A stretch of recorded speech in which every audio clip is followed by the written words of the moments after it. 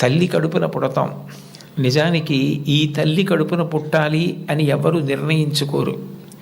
అమ్మ కడుపులో కటిక చీకట్లో తల కిందకి కాళ్ళు పైకి పెట్టి 9 నెలలు పెరిగిన తరువాత తాను విసర్జించిన మలమూత్రములలో ఉంచి పుట్టినటువంటి క్రిమికీటకములే కోమలమైన తన శరీరాన్ని కొరుకుతుంటే బాధపడలేక చిట్ట చివరికి ప్రసవమై తల్లి కడుపులోంచి బయటికి వచ్చినటువంటి శిశువు ఒక్కసారి 6 అడుగుల ఎత్తు ఉన్నటువంటి పెద్ద పెద్ద ఆకారాలు, దీపాలు, కాంతి, దానికి తోడు మాటలు ఇవన్నీ వినపడి శరీరావయవములు పనిచేయడం ఆగిపోయి మూత్రపిండాలు, గుండె మొదలైనటువంటివి కూడా ఆగిపోయే పరిస్థితి ఏర్పడితే అప్పుడు అమ్మ తొలి దైవమై ఆమె యొక్క స్థలము నుండి కోలోస్ట్రం అనబడేటటువంటి పసుపు పచ్చటి ఎరుపు రంగులో ఉన్న ముద్ద, ఒక ద్రవం విడుదలవుతుంది. అది భగవంతుడు పెట్టినటువంటి ఒక గొప్ప వ్యవస్థ. ఏమీ తెలియనటువంటి పసిపిల్లవాడు అంత భయానక స్థితిలో అటువంటి ఆకారాలు, వెలుతురు చూసి భీతిల్లిపోతే లోపల ఉన్నటువంటి మలం గడ్డ కట్టేసి నల్లగా అయిపోయి, బ్లాక్ స్టూల్ అంటారట దాన్ని, నల్లగా అయిపోయి ఆ మలాన్ని విసర్జించడం చేతకాక హృదయ స్పందన కూడా ఆగిపోయే స్థితి ఏర్పడితే అప్పుడు పిల్లవాడికి గొప్ప స్వాంతన కలిగి కే మొదలైనటువంటి విటమిన్లతో కూడుకుని మళ్ళీ లోపల ఉన్న ప్రధానమైన అవయవాలన్నీ పనిచేసి గడ్డ కట్టినటువంటి మలం బయటికి వెళ్ళిపోయేటట్టుగా చేయగలిగిన శక్తి కలిగిన కోలోస్ట్రం అమ్మ యొక్క స్థనం నుంచి విడుదలవుతోంది. ఈ మాటలు నేను చెప్పట్లేదు.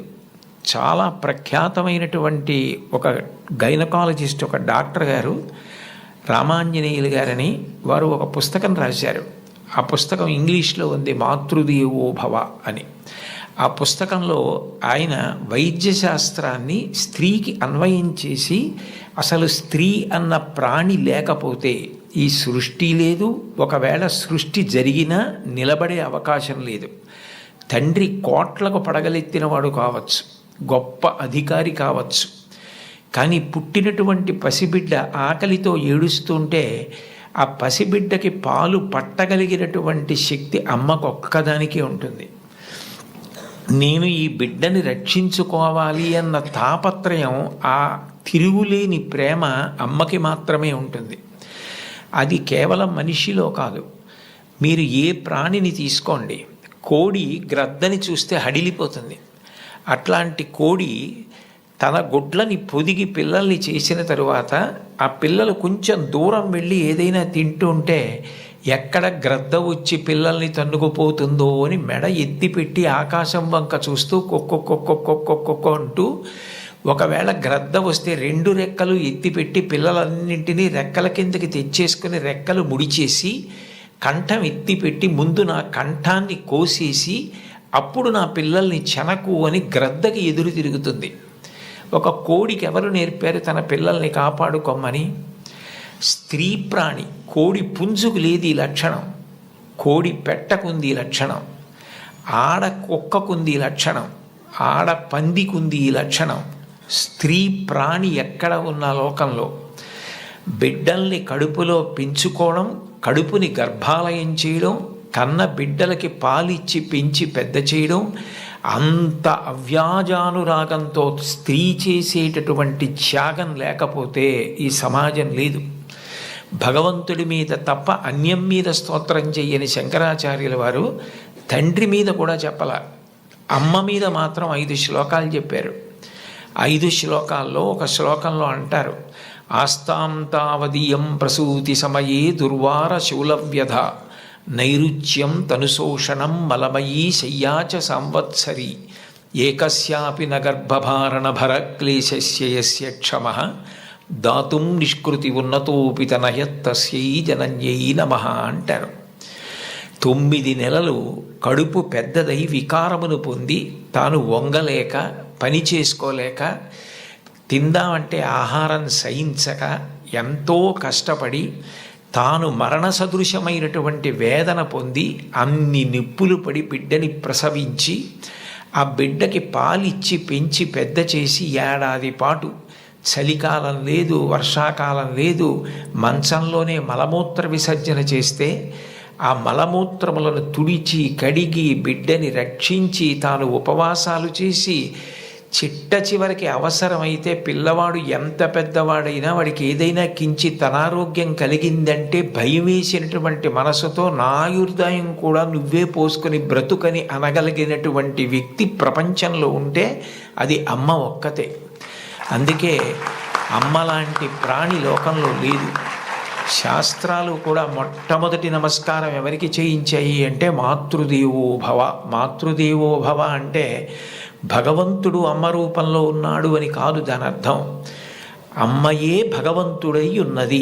భగవతి అమ్మ, అమ్మ భగవంతుడు రెండు కాదు.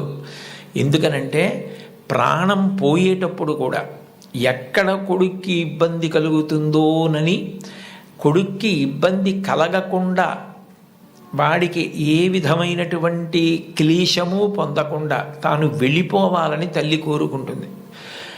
సభలో చెప్పడం నాకు ఇష్టం లేదు, కానీ నేను ఉద్యోగం చేసిన రోజుల్లో నాతో పాటు ఉద్యోగం చేసినటువంటి ఒక వ్యక్తి తల్లి, ఆమెకి గుండె నొప్పి వస్తోందని తెలిసినా కొడుక్కి చెప్తే ఎక్కడ కొడుకు వైద్యానికి తీసుకెడతాడో, ఎక్కడ కొడుక్కి చాలా డబ్బైపోతుందో, ఆడపిల్లలు పెళ్ళికి ఎదిగొచ్చారు, మగపిల్లలు చదువుకుంటున్నారని చెప్పడం మానేసి కొడుకు నిద్రపోవడానికి వెళ్ళిపోతుంటే పిలిచి ఒక్కసారి ఇలా కూర్చొని ఒళ్ళో తల పెట్టుకుంటానని, ఒళ్ళో తల పెట్టుకుని నేను నిద్రపోయిన తర్వాత నువ్వు వెళ్ళి పడుకో అని అంటే ఆవిడ ఉద్దేశ్యం ఏంటంటే ఆవిడ శాశ్వత నిద్రలోకి వెళ్ళిపోతోంది.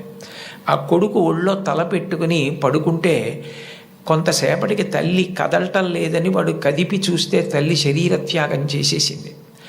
ఆ తర్వాత తెలిసింది, తన భార్య చెప్పింది, కొంచెం గుండెల్లో నొప్పిగా ఉందమ్మా, బరువు పని చేయలేకపోతున్నాను, కానీ వాడికి మాత్రం నువ్వు చెప్పకు సుమా అని ఒట్టేయించుకుందట కోడలతో. అది తల్లి అంటే. అమ్మ అంటే అంతటి ప్రేమైకమూర్తి. అమ్మ లాంటి వ్యక్తి జీవితంలో ఇక దొరకదు. జీవితంలో అన్నిటికన్నా పెద్ద నేరం ఏమిటంటే అమ్మకి చెప్పలేము అన్న పని మనం చేయడమే. ఏ పని మనం చేస్తామో అది అమ్మకి చెప్పగలగాలి. మీరు ఏ పని చెయ్యండి, ఇది అమ్మకి నేను చెప్పలేను అన్న పని మీరు జీవితంలో ఎప్పుడూ చెయ్యకూడదు. భగవంతుడెంతో అమ్మ అంతే. మీరు మహాత్ములైన వారి ఎవరి జీవిత చరిత్ర పరిశీలించండి. అమ్మకి నమస్కారం చెయ్యకుండా, అమ్మ గొప్పతనం చెప్పకుండా లేరు. ఈ రాష్ట్రానికి ముఖ్యమంత్రి చేసినటువంటి ప్రాతస్మరణీయులు టంగుటూరి ప్రకాశం పంతులు గారు తన జీవిత చరిత్రలో వ్రాసుకున్నారు.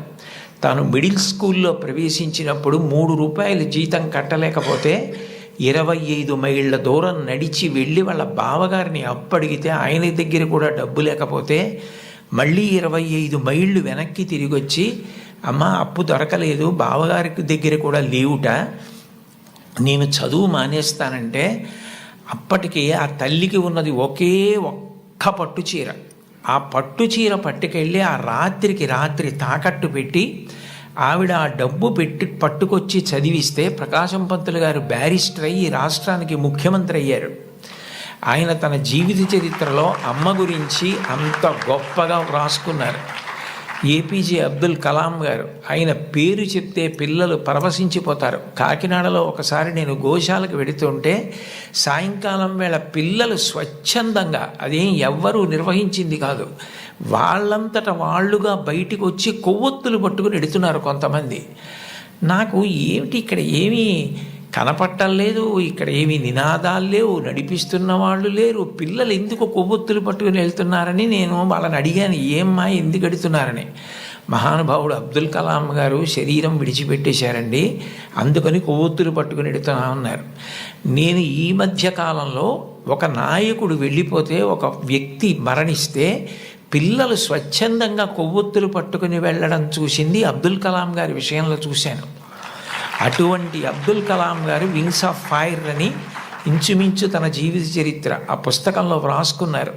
2వ ప్రపంచ యుద్ధ సమయంలో గోధుమలు రేషన్లో దొరుకుతున్నటువంటి రోజుల్లో అమ్మగారు రొట్టెలు ఒత్తి పిల్లలందరికీ పెడుతుంటే అందరి తలో 4 రొట్టెలు తినాలి. ఆ రోజు రొట్టె కూర బాగుందని కలాం గారు ఇంకో రొట్టె వేయి అని తిన్నారు. అప్పటికి చిన్నవారు చదువుకుంటున్నారు. ఇంకో రొట్టె వెయ్యని తినేస్తే అన్నగారు వచ్చి, నువ్వు రొట్టెలు ఎక్కువ తినేశావు, రెండో ప్రపంచ యుద్ధం జరుగుతోంది, రేషను గోధుమలు దొరకట్లేదు, అమ్మకి రొట్టెలు లేవు, నీకు పెట్టేసింది, అలా తినచ్చా అన్నారు. అమ్మకి తినవలసిన రొట్లు తాను తినేశానన్న న్యూనతాభావంతో కలాం గారు వలవలా ఏడుస్తుంటే తల్లిగారు వచ్చి గట్టిగా కౌగిలించుకొని, నాన్న నువ్వు తింటే నేను తిన్నట్టేరా, నాకు చాలా సంతోషంగా ఉంది అంది మా అమ్మ. అమ్మ ఒకరోజు వస్తుంది, ఆ రోజు ఈ కలాం ఈ శరీరాన్ని విడిచిపెట్టి నీకు నమస్కారం చేయడానికి వస్తాడు. On the day of the final judgement అని రాసుకున్నారు ఆయన. ఆ రోజు నువ్వు ఏ అన్నం కూడా తినడం మానేసి పెట్టి నన్ను పెంచి పెద్ద చేశావో, ఈ శరీరంతో ఈ మేధస్సుతో నేను దేశ సేవ చేసి కృతార్థుడనై ఆ అమ్మ కన్న కొడుకు అని నీకు కీర్తి తెచ్చి వచ్చి నీ పాదములకు నమస్కరిస్తానని రాసుకున్నారు. అమ్మకి అబ్దుల్ కలాం గారు ఇచ్చినటువంటి గౌరవం అంత గొప్పది. మహాత్ముల జీవితాలు ఎవరివి మీరు చదవండి. అంతవరకు ఎందుకు, మీ అందరికీ తెలిసిన్నటువంటి వ్యక్తి నోరి దత్తాత్రేయుడు గారని, ఇవాళ ప్రపంచ ప్రఖ్యాత క్యాన్సర్ స్పెషలిస్ట్, ఒకప్పుడు భారతదేశానికి రాష్ట్రపతి పదవి నిర్వహించినటువంటి వ్యక్తి, మాన్యులు శ్రీ నీలం సంజీవరెడ్డి గారికి క్యాన్సర్ వస్తే వారే ఆ వైద్యం చేసి ఆ వ్యాధి పోయేటట్టు చేశారు. ఆయన చిన్నతనంలో పడిన కష్టాల గురించి ఆయన వ్రాసిన పుస్తకం చదివితే ఆశ్చర్యం వేస్తుంది. వాళ్ళ అమ్మగారు పడ్డ కష్టం, ఎంత కష్టపడి ఆయన్ని పెంచి పెద్ద చేశారో, ఆయన విదేశాలు వెళ్ళి అంత పెద్ద క్యాన్సర్ స్పెషలిస్ట్ అయిన తర్వాత ఆయన చేసిన మొదటి పని ఏమిటంటే, మా అమ్మ ఒంటి మీద బంగారపు నలుసు లేకుండా అమ్మి మమ్మల్ని పెంచి పెద్ద చేసింది, ఆ అమ్మకి 2 బంగారు గాజులు కొంటే నా జీవితం ధన్యమని గాజులు కొనుక్కుని విదేశాల నుంచి వచ్చి అమ్మ చేతులకి తొడిగి ఆనంద బాష్పాలు కార్చారు. ఈ జాతి మొదటి లక్షణం అమ్మని గౌరవించడం. మాతృదేవో భవ. మీరందరూ పిల్లలు, మీరు నేర్చుకోవలసిన మొట్టమొదటి నియమం ఏది అంటే అమ్మని గౌరవించడం నేర్చుకోండి. అమ్మకి నమస్కారం చెయ్యండి. మీరు పాఠశాలకి వచ్చేటప్పుడు అమ్మకి నమస్కారం చేసి రావడం మీకు అలవాటైతే, మీ అమ్మగారి కన్నా మీకు అత్యంత ప్రేమతో ఆశీర్వచనం చెయ్యగలిగిన వ్యక్తి ఈ సృష్టిలో వేరొకరుండరు. ప్రాణం పోయేటప్పుడు కూడా మీరు వృద్ధిలోకి రావాలని కోరుకునే ఏకైక వ్యక్తి ఎవరైనా ఉంటే తల్లి ఒక్కతే. అంత గొప్పది అమ్మ. బాలమురళీకృష్ణ గారి తల్లి ఆయన పుట్టిన 10 రోజుల్లో మరణించారు. ఆయన వ్రాసుకున్నారు, నన్ను కనడానికే మా అమ్మ పుట్టిందేమో అని రాసుకున్నారు. భారత ప్రధానమంత్రి నరేంద్ర మోదీ గారు ఈ మధ్యకాలంలో ఒక విదేశీ ఛానల్కి ఇచ్చిన ఇంటర్వ్యూ మీరు చూసి ఉంటారు. అసలు నేను ఆశ్చర్యపోయాను ఆయన చెప్పిన మాటలు విని. నిరుపేద కుటుంబంలో పుట్టారు. వాళ్ళ అమ్మగారు అంత కష్టించి పనిచేసేవారు, వాళ్ళ నాన్నగారు కూడా అంత కష్టపడి పనిచేసేవారు. ఆయన ఆ ఇంటర్వ్యూలో ఒక మాట అన్నారు, అసలు నాకు బూట్లు వేసుకోవడం అంటే తెలియదు, కానీ బూట్లు లేవన్న పేదరికం మా మనసుకి అందకుండా మా అమ్మ పెంచింది. అంటే ఉన్నదానిలో అంత తృప్తిగా బ్రతకడం మా అమ్మ నేర్పింది. మాకిది లేదు, మేము చేతకాని వాళ్ళం, మేము వెనకపడిపోయాం అన్న భావన కలిగితే ఉత్సాహం రాదు. అటువంటి భావన కలగకుండా ఎప్పుడూ ఉన్నదానితో తృప్తిగా పరమ సంతోషంగా గడిపాం. అన్నదమ్ములు, అక్క చెల్లెళ్ళు అందరం కలిసి అని ఆయన ఇంటర్వ్యూ చేస్తున్న వ్యక్తి వంక తిరిగి, ఇప్పుడు మన ఇద్దరం కూర్చున్న గది కన్నా కిటికీ లేని ఒకే తలుపు ఉన్న చిన్న గదిలో కలిసి మిలిసి బతికి పడుకుని పెరిగి పెద్దవాడినైన వాడిని చెప్పుకున్నారు. అటువంటి మహోత్కృష్టమైన వ్యక్తులు కూడా తల్లికి తండ్రికి అంత గౌరవం ఇచ్చారు. సందర్భం కాబట్టి ప్రస్తావిస్తున్నాను. మన గౌరవ ముఖ్యమంత్రి నారా చంద్రబాబు నాయుడు గారు స్వయంగా ఒక వ్యాసం రాశారు. తల్లికి జేజే, తండ్రికి జేజే, గురువుకు జేజే అని ఒక పుస్తకం ఉంది. ఆ పుస్తకంలో బహుశా నాకు జ్ఞాపకం ఉంటే 3వ వ్యాసం అనుకుంటాను. ఆ వ్యాసంలో ఆయన ఒక విషయం ప్రస్తావన చేశారు. వాళ్ళ అమ్మగారి పేరు అమ్మಣ್ಣమ్మగారు. ఆవిడ చిన్నతనంలో చంద్రబాబు నాయుడు గారిని పిలిచి ఒక కథ చెప్పారట. ఒరేయ్ నాన్న, మనిషి కష్టపడాలి. ఎందుకు కష్టపడాలో తెలుసా? ఒకరింట్లో ఒక పంది ఒక నక్క రెండు ఉండేవి. ఆ పంది చాలా కష్టపడి పనిచేసి మధ్యాహ్నం ఇంటికి భోజనానికి వచ్చేది. నక్క పని చేయడం మానేసి చెరుకు తోటల్లో తిరుగుతూ ఊళలు వేస్తూ వచ్చే ముందు బురదలో పొర్లాడి వచ్చేది. పంది ఒళ్ళు కడుక్కుని వచ్చేది. ఇంటికొచ్చి శుభ్రంగా ఉన్న పందిని చూసి ఇదేం పని చేయలేదనుకుని మంచినీళ్లు మాత్రమే పోసేవాడు యజమాని. నక్క ఒంటి నిండా బురదంటించుకోవడం చూసి ఇది బాగా కష్టపడింది అనుకుని బాగా దానికి తిండి పెట్టేవాడు. మోసం ఎన్నాళ్ళు దాగుతుంది? కొన్నాళ్ళకి ఎవరు కష్టపడుతున్నారో తెలిసిపోయింది. తెలిసిపోయిన తర్వాత నక్కని కొట్టి తరిమేసి పందికి తన పిల్లనిచ్చి పెళ్లి చేసి ఇల్లరికం అల్లుడిగా తెచ్చుకున్నాడు రా, ఇంటి పనివాడు ఇంటల్లుడయ్యాడు రా. కష్టపడిన వాడు వెనక్కి తిరిగి చూడడు జీవితంలో. కష్టపడడం నేర్చుకో అని మా అమ్మ నాకు చిన్నతనంలో చెప్పింది. మా అమ్మ చెప్పిన కథ నా జీవితానికి దిశానిర్దేశం చేసింది. ఆనాటికి ఈనాటికి ఏనాటికి నాకే కాదు మా ఊరంతటికి అదే భగవద్గీత. నేను యథాతథంగా ఆయన వ్రాసిన వ్యాసంలో మాటలే చెప్తున్నాను. ఆ మాటలే నాకు స్ఫూర్తి. ఇప్పటికీ కష్టపడడం నాకు అంత సంతోషం. ఆ కష్టపడడం అన్నది నేను మా అమ్మగారి దగ్గర నేర్చుకున్నాను. ఆ కష్టపడే ఇవాళ ఈ స్థితికి వచ్చాను. నేను ముఖ్యమంత్రినైనా మా అమ్మగారు మాత్రం మా ఇంట్లో గట్టిగా 3 రోజులు ఉండడానికి ఇష్టపడేది కాదు. మళ్ళీ వెళ్ళిపోయి ఆ నారావారి పల్లెలో తెల్లవారి 5 గంటలకి లేచి గొడ్డు గోద పొలము పనులు అవి చేసుకోవడము, ఆ కష్టపడ్డము ఆవిడికి ఎంత సంతోషము అని అమ్మగారి ప్రేరణతో తాను ఎంత వృద్ధిలోకి వచ్చారో వ్రాసుకున్నారు. నేను ఏదో 4-5 విషయాలు మాత్రమే ప్రస్తావించాను. లోకంలో తల్లిని మించిన దైవం లేదు. మీరు జీవితంలో ఎప్పుడైనా అమ్మ నువ్వేం చేశావని అడిగితే, మీరు అమ్మకి చెప్పలేని స్థితి కలిగితే, మీరు చేసిన పని మీ అమ్మగారికి మీరు చెప్పలేకపోతే అంతకన్నా ఆత్మద్రోహం ఇంకొకటి లేదు. మీరు ఏది చేసినా మీ అమ్మగారికి చెప్పగలగాలి. ఇది నేను మా అమ్మకి చెప్పలేను అన్న పని చెయ్యకండి. మీరు ఒకవేళ తప్పు చేసినా మిమ్మల్ని క్షమించడానికి సిద్ధంగా ఉండే మొదటి వ్యక్తి ఈ ప్రపంచంలో ఎవరైనా ఉంటే అమ్మే. అమ్మకి చెప్పకుండా ఉండకండి. అమ్మ ఒకవేళ మిమ్మల్ని దెబ్బలాడి ఇక పైన ఇట్లా చెయ్యకు అంటే ఇక మళ్ళీ ఆ తప్పు చెయ్యకండి. మీరు పిల్లలు కాబట్టి ఒకసారి చెయ్యొచ్చు ఎప్పుడైనా, కానీ పొరపాటు జరిగిన మీ అమ్మగారికి చెప్పండి, వద్దంటే మాత్రం చేయకండి. బహుశా కుటుంబం దగ్గరే నైతిక విలువలు మొదలవుతాయి. కుటుంబ విలువల గురించి ప్రస్తావన చెయ్యండి అని చెప్పి తన అనుభవంతో ఆయన నాకు సూచన చేయడానికి కారణం అదే అయి ఉంటుంది. తల్లి ఎంత గొప్పదో తండ్రి అంత గొప్పవాడు.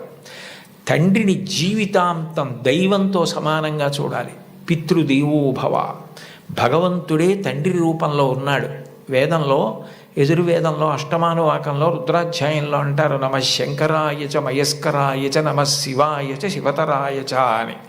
మన కంటికి కనపడని భగవంతుడు తండ్రి రూపంలో ఇంట్లో తిరుగుతున్నాడు. ఎప్పుడు బిడ్డ వృద్ధిలోకి రావాలని అహరహం కోరుకునేవాడు ఎవరైనా ఉంటే తండ్రి.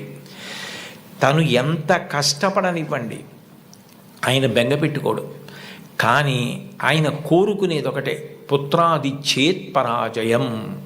తను ఎంత కీర్తి సంపాదించినా తనకన్నా కూడా కీర్తివంతుడు కొడుకై, ఈయనకన్నా ఈయన కొడుకు గొప్పవాడండి అనిపించుకొని కొడుకు చేతిలో ఓడిపోతాట తండ్రి ఆనందపడిపోతాట.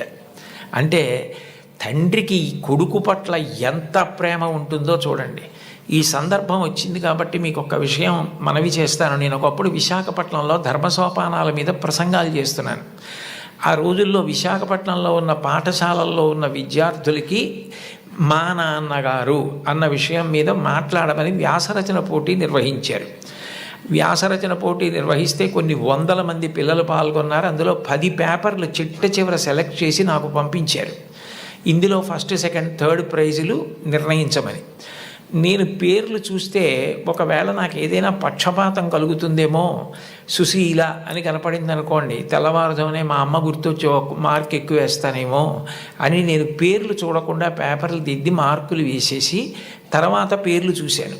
చూస్తే నేను ఫస్ట్ ప్రైజ్ ఇచ్చినటువంటి వ్యక్తి ఒక మహమ్మదీయ బాలిక. నేనేం మార్చలేదు సుమండి, అట్లాగే ఇచ్చేసాం. అప్పుడు ఆ బహుమతులు ఇస్తున్న సభకి అప్పుడు తిరుమల తిరుపతి దేవస్థానాలకి కార్యనిర్వహణాధికారి మాన్యులు శ్రీ ఎల్వి సుబ్రహ్మణ్యం గారు, ఆయన ముఖ్య అతిథిగా వచ్చారు. ఆయన ప్రైజ్ ఇస్తూ ఈ పిల్ల ఏం రాసింది మైక్లో చదివి వినిపించమనండి అన్నారు. అంటే ఆ పాప పేపర్ చదివింది. అందులో ఆమె ఏం రాసిందంటే, వాళ్ళ అమ్మగారు టీచరు, వాళ్ళ నాన్నగారు కూడా ఏదో ఉద్యోగం, ఆయనకి బ్లడ్ క్యాన్సర్ వచ్చింది, చూసుకోలేదు, ముదిరిపోయింది, 3 నెలల్లో చనిపోతారని చెప్పారు. ఆయన తన భార్య దగ్గరికి వెళ్ళి అడిగింది ఏంటంటే, ఈ 3 నెలలు నేను చనిపోతానన్న విషయం పిల్లలకి చెప్పద్దు, వాళ్ళు ఏడిస్తే నేను చూడలేను, నేను చనిపోయాక వాళ్ళు ఎటు ఏడుస్తారు, అప్పుడు నేను ఆపలేను, నేను బ్రతికుండగా వాళ్ళు ఏడవడం నేను చూడలేను, కాబట్టి నేను చనిపోతాను 3 నెలల్లో అన్న విషయాన్ని మాత్రం నా పిల్లలకి చెప్పద్దని రాత్రింబవళ్ళు హక్కున చేర్చుకొని మా భవిష్యత్తు కోసం ఇంకా కష్టపడి అంత జాగ్రత్తగా వ్యవస్థ చేసి 3 నెలల తర్వాత ఆయన మరణిస్తారని తెలిసి చిట్ట చివరి కాలంలో 3 దగ్గర పెట్టుకొని చెప్పకుండా అంత ప్రేమ చూపించి కన్నుల నీరు కారుస్తూ 3 వంక గుడ్లు తిప్పుతూ ప్రాణం వదిలేశారు ఆయన. తండ్రి అంటే అది, అంతటి త్యాగశీలి మా నాన్న. ఇది నాకు తెలిసున్న తండ్రి, ఇంతకన్నా తండ్రి గురించి చెప్పడం నాకు రాదని రాసింది ఆ అమ్మాయి. ఆ అమ్మాయికి ఫస్ట్ ప్రైజ్ ఇచ్చాం. తండ్రి అంటే అంత గొప్పవాడు, మీకోసం ఏ త్యాగం చేయడానికైనా సిద్ధంగా ఉంటాడు. అబ్రహాం లింకన్ గారు అమెరికాకి అధ్యక్షుడైన తర్వాత మొట్టమొదటిసారి సినేట్లో సభ ఏర్పాటు చేసి పారిశ్రామికవేత్తల్ని, ధనవంతుల్ని అందరినీ పిలిచి దేశాభివృద్ధి కొరకు వారు విరివిగా పెట్టుబడులు పెట్టవలసిన అవసరం గురించి ప్రసంగం చేస్తున్నారు. లోకంలో ఎప్పుడూ అసూయ, పక్షపాతం, సంకుచితత్వం ఇవి కూడా ఉంటాయి. వెలుగుతో పాటే చీకటి. అందులో ఒక ధనవంతుడికి అసూయ కలిగింది. ఇంత పేదవాడు ఈయన అమెరికా అధ్యక్షుడవడం ఏమిటని అకస్మాత్తుగా సభలో లేచి నిలబడి, లింకన్, అదృష్టం కలిసి వచ్చి ఇవాళ అమెరికా అధ్యక్షుడు అయ్యావు, నేను వేసుకున్న ఈ బూటు మీ నాన్నగారు కుట్టింది అని బూటు చూపించాడు. అందరూ ఆశ్చర్యపోయారు. అబ్రహాం లింకన్ కూడా హతాశుడయ్యారు ఒక్క నిమిషం. కానీ వెంటనే ఆయన తేరుకుని తాను కూర్చున్న కుర్చీలోంచి లేచి నిలబడి ముకుళిత హస్తాలతో ఆ పారిశ్రామికవేత్తకి నమస్కారం చేసి, మీరు నాకు మహోపకారం చేశారు, ఇంత కష్టపడి పెంచి మా నాన్నగారు పెద్ద చేసి ఉండకపోతే ఇవాళ నేను అమెరికా అధ్యక్షుడిని అయ్యేవాడిని కాను. నేనే స్మరించవలసింది మా నాన్నగారిని. నేను స్మరించకపోయినా మీరు గుర్తు చేశారు. నిజమే, మా నాన్నగారు బూట్లు కుట్టేవారు, నాకు కూడా నేర్పారు బూట్లు కుట్టడం, చెప్పులు కుట్టడం. ఎప్పుడైనా మీ బూటు మీకు వదులైపోతే నాకు ఒక్క ఫోన్ చేయండి, నేను అమెరికా అధ్యక్షుడినైనా ఆయన కొడుకుని. ఆయన కుట్టిన బూటుకి మరమ్మత్తు చేయడం నా అదృష్టంగా భావించి మీ ఇంటికి వచ్చి మరమ్మత్తు చేసి వెడతాను. అది నా తండ్రికి నేను ఇవ్వగలిగిన కితాబ్ అన్నారు. సభ అంతా కరతాళ ధ్వనులు మారిమోగిపోయింది. అది తండ్రికి అబ్రహాం లింకన్ ఇచ్చిన గౌరవం. తండ్రి పేరు చెప్పేటప్పటికి ఎంతటి మహితాత్ములు కూడా అంతటి మర్యాద, అంతటి గౌరవాన్ని చూపించారు. లతా మంగేష్కర్ గారు వ్రాసుకున్నటువంటి ఆవిడ జీవిత సంబంధించిన విషయాలు, ఆవిడ జీవితంలో జరిగిన అద్భుతాలతో కూడిన పుస్తకం ఒకటి ఉంది. దాన్ని తెలుగు చేత చేశారు ఈ మధ్య. ఆ పుస్తకం మీరు చదివితే అందులో మీకు ఒక ఆశ్చర్యకరమైన సంఘటన కనపడుతుంది. ఆవిడ చాలా చిన్నతనంలోనే వాళ్ళ నాన్నగారు దీననాథ మంగేష్కర్ వారు ఆవిడికి హిందుస్థానీ సంగీతం నేర్పారు. తండ్రి గారి దగ్గరే నేర్చుకున్నారు సంగీతం. చాలా చిన్న పిల్లప్పుడే ఆవిడికి ప్రథమ బహుమతి వచ్చింది పిల్లల్లో. దిల్ రుబా అని సంగీత పరికరాన్ని ఆవిడికి ఆ రోజుల్లో బహుమానంగా ఇచ్చారు. ఆవిడ ఎంతో అపూర్వంగా తెచ్చి పిల్లకి మొట్టమొదట వచ్చిన బహుమానం కాబట్టి ఇంట్లో పెట్టుకుని దాన్ని అత్యంత విలువగా చూస్తూ ఉండేవారు. ఒక రోజున ఇంట్లో ఎలక ప్రవేశించి బట్టలు అవి కొట్టేస్తోంది. ఆ ఎలక ఒక చోట నిలబడి కనపడింది. వాళ్ళ నాన్నగారు ఆ ఎలకని చంపుదామని చేతికి ఆ దిల్ రుబా అన్న వాద్య పరికరం దొరికితే అది తీసి ఎలకని కొట్టారు. ఆ ఎలక్కి దెబ్బ తగిలింది, పడిపోయింది. కానీ ఈ దిల్ రుబా అన్న సంగీత పరికరం విరిగిపోయింది. ఈ పిల్ల ఏడుపు మొదలుపెట్టింది. లతా మంగేష్కర్, నాకు వచ్చిన మొదటి బహుమతి ఈ పరికరం, మీరు విసిరేశారు ఎలక మీదకి, విరిగిపోయిందని. వాళ్ళ నాన్నగారి దగ్గరికి పిలిచి కౌగిలించుకొని ఆ పిల్లతో అన్నారు, చూడు, ఇట్లాంటి బహుమానాలు నీకు జీవితంలో పెద్ద పెద్ద ఇళ్ళు కట్టి పెట్టుకున్నా కూడా సరిపోనని వస్తాయి. బహుమానాల మీద నువ్వు ఆర్తిని పెంచుకోకు. నీలో ఉన్న కళ పెరగడానికి నువ్వు పరిశ్రమ చేయడం నిరంతరం చెయ్యి. నీ కళని పెంచుకోవడం మీద ఆర్తి నీకు నిలబడితే నీ వెంట ఇట్లాంటి బహుమానాలు పరుగులు పెడతాయన్నారు. భారతరత్న వచ్చిన తరువాత, పద్మవిభూషణ్ వచ్చిన తరువాత వాళ్ళ అమ్మగారు ఆహా అన్నప్పుడు ఆవిడ సభలో ఈ విషయం చెప్పారు. వాళ్ళ నాన్నగారిని గుర్తు చేసుకొని, మా నాన్నగారు చెప్పిన ఆ మాట నన్ను జీవితంలో నిలబెట్టిందని 2 సంఘటనలు చెప్పారు ఆవిడ. 2 అణాల నాణ్యం ఉండేది ఆ రోజుల్లో. ఆ 2 అణాల నాణ్యం, చల్లని నాణ్యం ఒకటి ఇంట్లో ఉంది, ఓ పక్కన పడేసి, ఓ పిల్లాడు నేను మారుస్తాను ఈ నాణ్యం అని దుకాణానికి పట్టుకెళ్ళి ఏదో వస్తువులు అడిగితే ఆ చిల్లర నాణ్యం చూసి ఆ సరుకులమ్మే వ్యక్తి ఇది చల్లని నాణ్యం అవతల పోవని పంపించేశాడు. లతా మంగేష్కర్ చిన్నపిల్ల గౌన్లు వేసుకొని తిరుగుతున్న రోజులు, నేను చూడు వెళ్ళి విజయం సాధించి సరుకులు పట్టుకొస్తానని పరిగెత్తికెళ్ళి గల్లా పెట్టెని ఉండేది, అది పెట్టె తెరవక్కర్లేదు, కన్న ఉండేది, అందులోంచి నాణ్యాలు పడేసేవారు పూర్వం. ఆమె వెళ్ళి ఇదిగో బేడ అంటే 2 అణాల నాణ్యం అనమాట, ఆ కన్నంలోంచి లోపల పడేసి కావలసిన వస్తువులను తీసుకుని వచ్చేసింది ఇంటికి. వస్తువుని ఆ పిల్లాన్ని చూసి, చూడు నువ్వు వెళ్ళి చల్లని బేడతో ఏం తేలైపోయావు, నేను తెచ్చానంది. ఆ మాట విన్నారు. విని లోపల నుంచి బయటికి వచ్చి దీననాథ్ మంగేష్కర్, నువ్వు నీ గొప్ప కాదు, నువ్వు నా కూతురువని మీ పెట్టెలో పడేశాను ఇవ్వండి అంటే తీసి చూడకుండా వస్తువులు ఇచ్చేశాడు. కానీ ఇవాళ సాయంకాలం ఆయన డబ్బులు లెక్క పెట్టుకుంటాడు. చల్లని బేడ దొరుకుతుంది, గుర్తు పట్టచ్చు పట్టకపోవచ్చు. నువ్వు ఇలా మోసం చేయడం ఈ వయస్సులో నేర్చుకుంటే నీ జీవితం ఎలా వృద్ధిలోకి వస్తుంది, నువ్వు ఎట్లా బాగుపడతావు? ఈసారికి నీకు చిన్నతనం కలిగితే కలిగింది, నీకు ఇంకొక బేడ ఇస్తాను, ఈ బేడ పట్టుకెళ్ళి నువ్వు ఆయనకి ఇచ్చేసి, అయ్యా నేను మిమ్మల్ని మోసం చేశాను, మీ గళ్ళాపెట్టెలో వేసింది సరి అయిన బేడ కాదు, నేను తప్పు చేశాను, ఇంకెప్పుడు ఇట్లాంటి పని చేయను, నా తండ్రికి అగౌరవం తేను, మా నాన్నగారికి ఈ విషయం తెలియదు, నన్ను మందలించి పంపారు అని చెప్పి వెళ్ళి ఇచ్చేసి వచ్చేసేయండి. ఆమె ఆ నాణ్యం పట్టుకెళ్ళి ఇచ్చేసి క్షమాపణ చెప్పి వచ్చేశారు. ఆ సంఘటన నా జీవితాంతం నాకు జ్ఞాపకం ఉండిపోయింది. ఆ పైన నా జీవితంలో నేను ఎప్పుడూ ఎవరిని మోసం చేయడానికి ఇష్టపడలేదు, మా నాన్నగారి ముఖం ఆయన మాట గుర్తొచ్చింది అని చెప్పుకుందావిడే. తండ్రి మాట పిల్లల్ని చిక్కుతుంది, తండ్రి మాట పెడచెవిన పెట్టకండి. తండ్రి గారు మిమ్మల్ని ప్రేమగా పిలిచి చెప్పినా, కోపంగా చెప్పినా, తండ్రి యొక్క వ్యధ, ఆయన హృదయంలో మీరు పాడైపోకూడదన్న ఆర్తి ఉంటుంది తప్ప మిమ్మల్ని ఏదో దండించాలనేటటువంటి తాపత్రయం ఉండదు.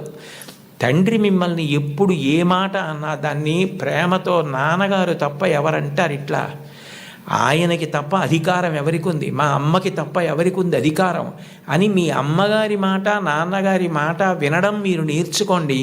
మీకు తెలియకుండానే మీకు నైతిక విలువలు చాలా అలవాటు అవుతాయి. ఎందుకంటే మీరు పాడయ్యే మాటలు, మీరు పాటించకూడని మాటలు మీ తల్లిదండ్రులు మీకు ఎప్పుడూ చెప్పరు.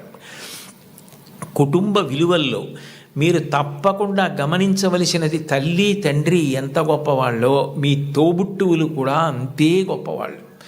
మీ కన్నా ముందు పుట్టిన అన్నని గౌరవించాలి, మీకన్నా వెనక పుట్టిన వాళ్ళని మీరు అంత ప్రేమించగలగాలి. ఒక్కొక్క వ్యక్తి యొక్క జీవితం చెక్కబడడానికి కారణం ఒక్కొక్కసారి తోబుట్టువులు అవుతారు. Playing it in my way అని సచిన్ టెండూల్కర్ ఒక పుస్తకం రాశారు. మీరందరికీ పిల్లలు కాబట్టి మీకు బహుశా సచిన్ టెండూల్కర్ గారు అంటే చాలా ప్రీతి ఉంటుంది. మీరు ఆయన రాసిన పుస్తకం చదివారేమో అని నేను అనుకుంటున్నాను, కొంతమంది పిల్లలైనా. అందులో ఆయన ఒక విషయం రాశారు. ఆయన చిన్నతనంలో ఆ రోజుల్లో అచ్రేకర్ గారిని క్రికెట్లో ఆయన దగ్గర నేర్చుకోవడం అంటే చాలా గొప్ప. అచ్రేకర్ గారి దగ్గర క్రికెట్లో శిక్షణ పొందడం కోసం టెండూల్కర్ గారు వెళ్ళినప్పుడు ఆయన్ని తీసుకెళ్ళింది ఆయన అన్నగారు అజిత్. అచ్రేకర్ టెండూల్కర్ని నిలబెట్టి కొన్ని బాల్స్ బౌలింగ్ చేయించి ఏది ఆడు అన్నారు. అస్సలు సరిగా ఆడలేకపోయారు టెండూల్కర్. ఆడలేకపోతే వెంటనే గురువుగారు అచ్రేకర్ చూసి, అబ్బాయి పిల్లవాడు ఇంకా సరిపోడు, వచ్చే వేసంకాలం సెలవుల్లో తీసుకురండి అన్నారు. అన్నగారు అజిత్ పరిగెత్తుకుంటూ అచ్రేకర్ దగ్గరికి వెళ్ళి, కాదు కాదు, మా వాడి వ్యక్తిత్వంలో ఒక బలహీనత ఉంది, వాడు చాలా మొహమాటస్తుడు, సిగ్గు, భయం, బిడియం, మీరు చూస్తున్నారన్న బిడియంతో ఆడలేకపోయాడు. మీరు సరే నువ్వు కాసేపు ఆడుతుండు నాకు పనుంది అని దయచేసి మీరు కొంచెం దూరంగా వెళ్ళిపోయి మా వాడి ఆట తీరు పరిశీలించండి, అప్పుడు మీకు నచ్చకపోతే మా వాడిని తీసుకోవద్దన్నారు. ఏమిటో ఈ పిల్లాడు ఇంత ఆర్తిగా చెప్తున్నాడు తమ్ముడు గురించి చూద్దామని అచ్రేకర్ గారు సరే అట్లాగే చేస్తానని, టెండూల్కర్ నువ్వు ఆడుతుండు నాకు చిన్న పనుంది మళ్ళీ వస్తానని దూరంగా వెళ్ళిపోయి చూశారు. అద్భుతమైన స్ట్రైట్ డ్రైవ్స్ కొడుతున్నాడు టెండూల్కర్ గారు. చూసి ఆశ్చర్యపోయినటువంటి అచ్రేకర్ తిరిగి వచ్చి టెండూల్కర్ని శిక్షణ ఇవ్వడానికి తీసుకున్నారు.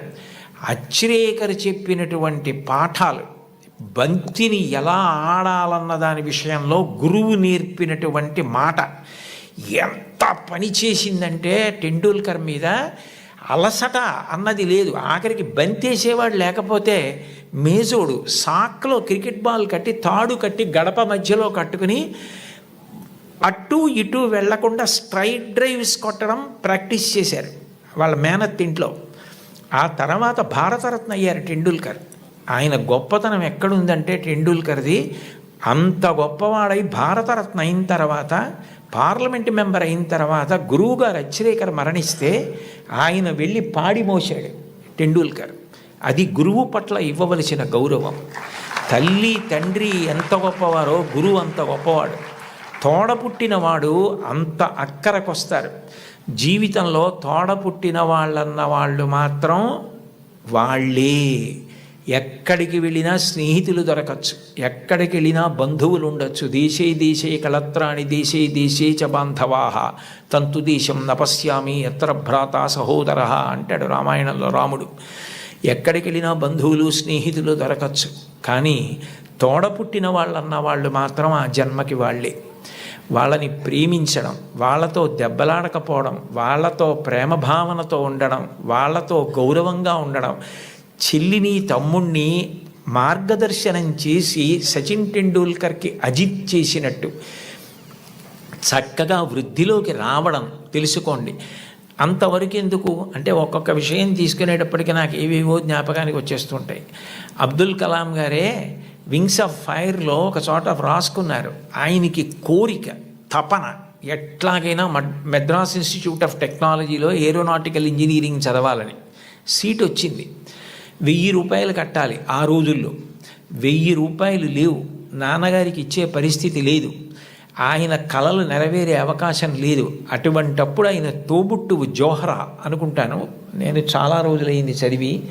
ఆ జోహ్రా ఆయన తోబుట్టువు ఆమె చేతి గాజులు గొలుసులు తాకట్టు పెట్టి తీసుకొచ్చి కలాం గారికి ఇచ్చి నువ్వు చదువుకో అంది. కలాం గారు ఆనంద భాష్పాలతో ప్రతిజ్ఞ చేశారు, స్కాలర్షిప్ సంపాదించి నేను నీ నగలు కుదువ నుంచి విడిపించి మళ్ళీ నీకు తీసుకొచ్చి ఇచ్చేస్తాను చెల్లి అని చెప్పి, అక్క అని చెప్పి ఆయన వెళ్ళి చదువుకుని ఎంత గొప్పవారయ్యారో మీకు అందరికీ తెలుసు. తోబుట్టువులు అంత గొప్పగా ఆదుకుంటారు. తోబుట్టువులను నిర్లక్ష్యం చేయడం, మా అన్నయ్యతో నాకు మాటలు లేవండి, మా తమ్ముడితో నాకు మాటలు లేవండి, మా అక్కతో నాకు మాటలు లేవండి, ఈ మాట అనడం చాలా దారుణం. నీ తోడబుట్టిన వాడితోటే నువ్వు సర్దుకోవడం చేత కాని వాడివి సమాజంలో ఎవరితో సర్దుకుంటావు, ఎవరితో శాశ్వతంగా స్నేహాన్ని నెరపగలుగుతావు, నిన్నెవరు నమ్ముతారు? ఎంతమంది వచ్చినా నీ తోబుట్టువులు నీ ఇంటికి రాకపోతే ఏమిటో ఆయన ఊరందరికీ చెప్తారు కానండి, వాళ్ళ తమ్ముడే వాళ్ళ ఇంటికి రాడు, వాళ్ళ అన్నయ్యే వాళ్ళ ఇంటికి రాడు అంటారు. విలితి ప్రసంగం అవుతుంది. తోబుట్టువులతో సఖ్యత ఎప్పుడూ పాటించాలి. ఘర్షణ అన్నది ఉంటుంది. ఒక్కొక్కటి మనకిష్టమైంది తమ్ముడికి ఇష్టం లేకపోవచ్చు. ఏది ఇష్టం లేదో దాన్ని పరిహరించండి. ప్రేమగా ఉండడం, ప్రేమ పంచడం, అందరితో కలిసిమెలిసి ఉండడం బాగా నేర్చుకోండి. కుటుంబంలో మీరు ఏది నేర్చుకున్నారో అదే ముందుకొచ్చి పెద్దదవుతుంది సమాజంలో. కుటుంబంలో పెద్దవాళ్ళు తల్లిదండ్రులు ఉంటారు, సమానులు ఉంటారు, కింద చెల్లెళ్ళు ఉంటారు, తమ్ముళ్ళు ఉంటారు. మీరు దాన్నే పెంచితే, ఆ గది గోడలు పెంచితే అదే సమాజం. మీరు సమాజంలోకి వచ్చారనుకోండి, మీకన్నా బాగా చదువుకునే వాళ్ళు ఉంటారు. మీకన్నా బాగా చదువుకునే వాళ్ళని చూసి మీరు అసూయ పడకూడదు. వీళ్ళు ఎంత కష్టపడితే నాకన్నా ఇన్ని మార్కులు సంపాదించగలిగారు, కాబట్టి నేను కూడా కష్టపడతాను, కష్టపడి వీళ్లతో సమాన స్థాయిని పొందుతానని వాళ్ళని గౌరవించడం నేర్చుకోండి. మీతో సమానంగా మార్కులు వచ్చేవాళ్ళు ఉంటారు, నాతో సమానుడు అనకండి. అఫీషియల్ లాంగ్వేజ్లో మై ఈక్వలెంట్ కౌంటర్ పార్ట్ అంటుంటారు. అలా ఉదాసీన భావం పొందకండి. నాతో సమానుడంటే నేను ఎంత కష్టపడితే నాకు ఈ మార్కులు వచ్చాయి, అతను కూడా అంత కష్టపడితే కదా వచ్చాయి, కాబట్టి ఇతన్ని నేను గౌరవించాలని ప్రేమించండి. మీకన్నా తక్కువ వాళ్ళు ఎప్పుడన్నా కనపడ్డారనుకోండి, సమాజంలో మనకన్నా కింద ఉన్నవాడు, మనకన్నా పైన ఉన్నవాడు, మనకన్నా సమానుడు కనపడకుండా ఉండడు.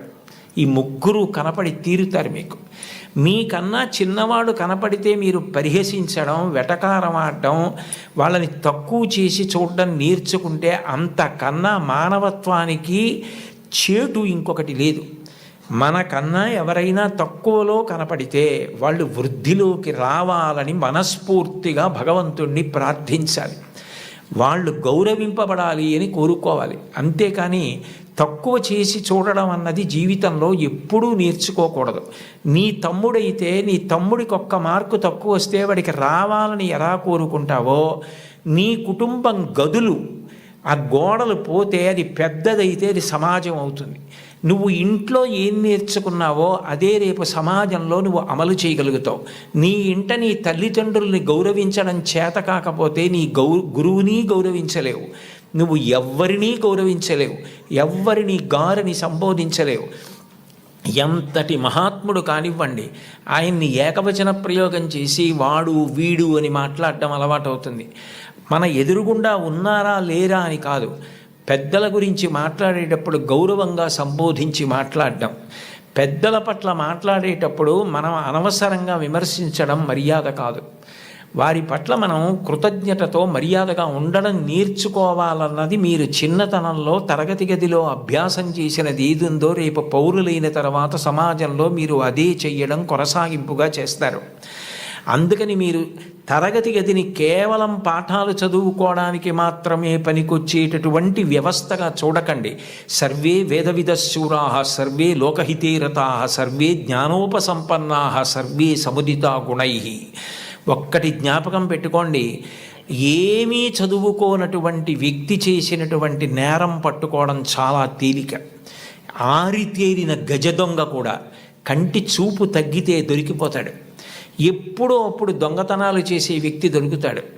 చాలా బాగా చదువుకుని, గొప్ప ఇంజనీరింగ్ చదువుకుని, ఎంతో విద్య వచ్చిన తరువాత తనకొచ్చినటువంటి గొప్ప విద్యని ఆసరాగా చేసుకొని ఇతరులను మోసం చేసి కోట్లు సంపాదించడానికి అలవాటు పడ్డాడనుకోండి, అతను ప్రపంచంలో ఎక్కడెక్కడో దాగి ఏవేవో చేస్తున్నా అతన్ని పట్టుకోవడానికి పోలీస్ వ్యవస్థ అంతా కష్టపడవలసి వస్తుంది.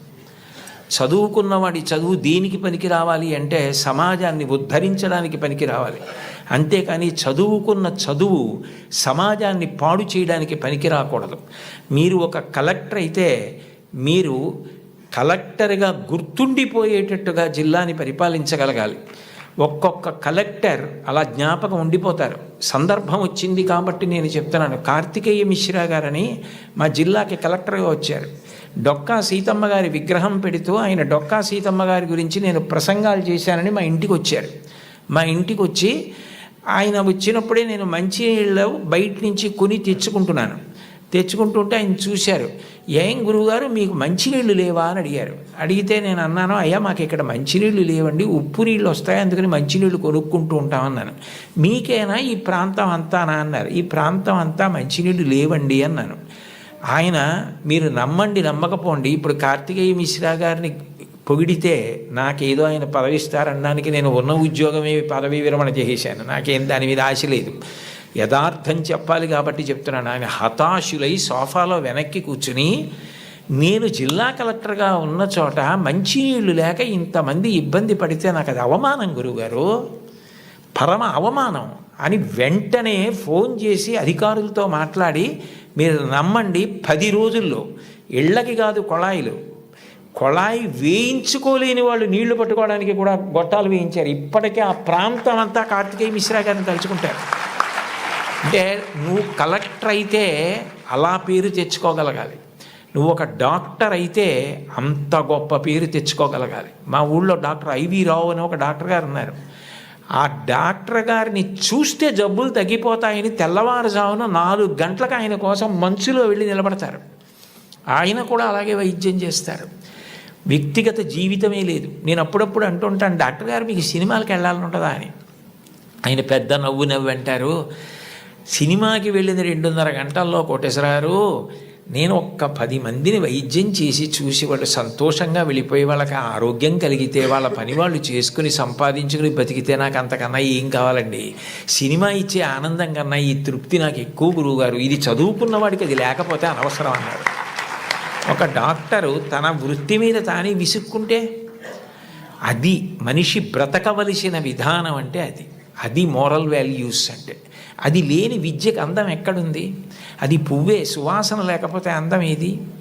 మీరు ఏది చెయ్యండి అది రావాలంటే మీరు కుటుంబంలో నేర్చుకోవాలి. గురువుని గౌరవించడం తప్పకుండా నేర్చుకోవాలి. గురువు లాంటి వ్యక్తి లోకంలో ఉండడు. ఎందుకనంటే అమ్మా నాన్న సంపాదించినది ఏదుందో అది అమ్మా నాన్న శరీరం వదిలిపెట్టేసిన తరువాత వీలునామా వ్రాసినా వ్రాయకపోయినా పిల్లలకి వెళ్ళిపోతుంది. కానీ ఒక గురువు సంపాదించినది ఏదుందో అది మాత్రం ఆయన కడుపున పుట్టిన పిల్లలకి వెళ్ళదు. అహరహం రాత్రనక పగలనక కష్టపడి అనేక గ్రంథాలు చదివి జ్ఞాపకం పెట్టుకుని దాన్ని జ్ఞాపకానికి తెచ్చుకుని తాను ప్రభావితుడై ఎవరైనా అడగగానే తాను చెప్పకుండా ఉండలేక గడ్డి తిని తయారు చేసుకున్న పాలని దూడ వచ్చి పొదుగులో గుద్దినంత మాత్రం చేత ఆవు పాలు విడిచిపెట్టేసినట్టుగా తాను ఇంత కష్టపడి నేర్చుకున్న విషయాల్ని లోకహితం కోసం చెప్పే గురువు ఉన్నాడే, అట్లాంటి గురువు లోకంలో దొరకడు. మీ టీచర్ గారి కన్నా గొప్ప వ్యక్తి ఉండడు. ఒక్కటి గుర్తుపెట్టుకోండి, సర్వేపల్లి రాధాకృష్ణన్ గారికి అంత ప్రీతి పిల్లల మీద ఎందుకు ఏర్పడిందంటే మీరు ఆయన జీవిత చరిత్ర చదవండి. ఆయన మైసూరులో పనిచేస్తున్న రోజుల్లో అశుతోష్ ముఖర్జీ గారని కలకత్తాలో, ఆ రోజుల్లో భారతదేశంలో కలకత్తా విశ్వవిద్యాలయం అంటే చాలా ప్రఖ్యాతి. దానికి వైస్ ఛాన్సలర్గా సర్వేపల్లి రాధాకృష్ణన్ గారిని రమ్మంటే సర్వేపల్లి రాధాకృష్ణన్ గారు అక్కడికి వెళ్ళడానికి సంశయించారు. కొత్త ప్రదేశం, కొత్త భాష అని.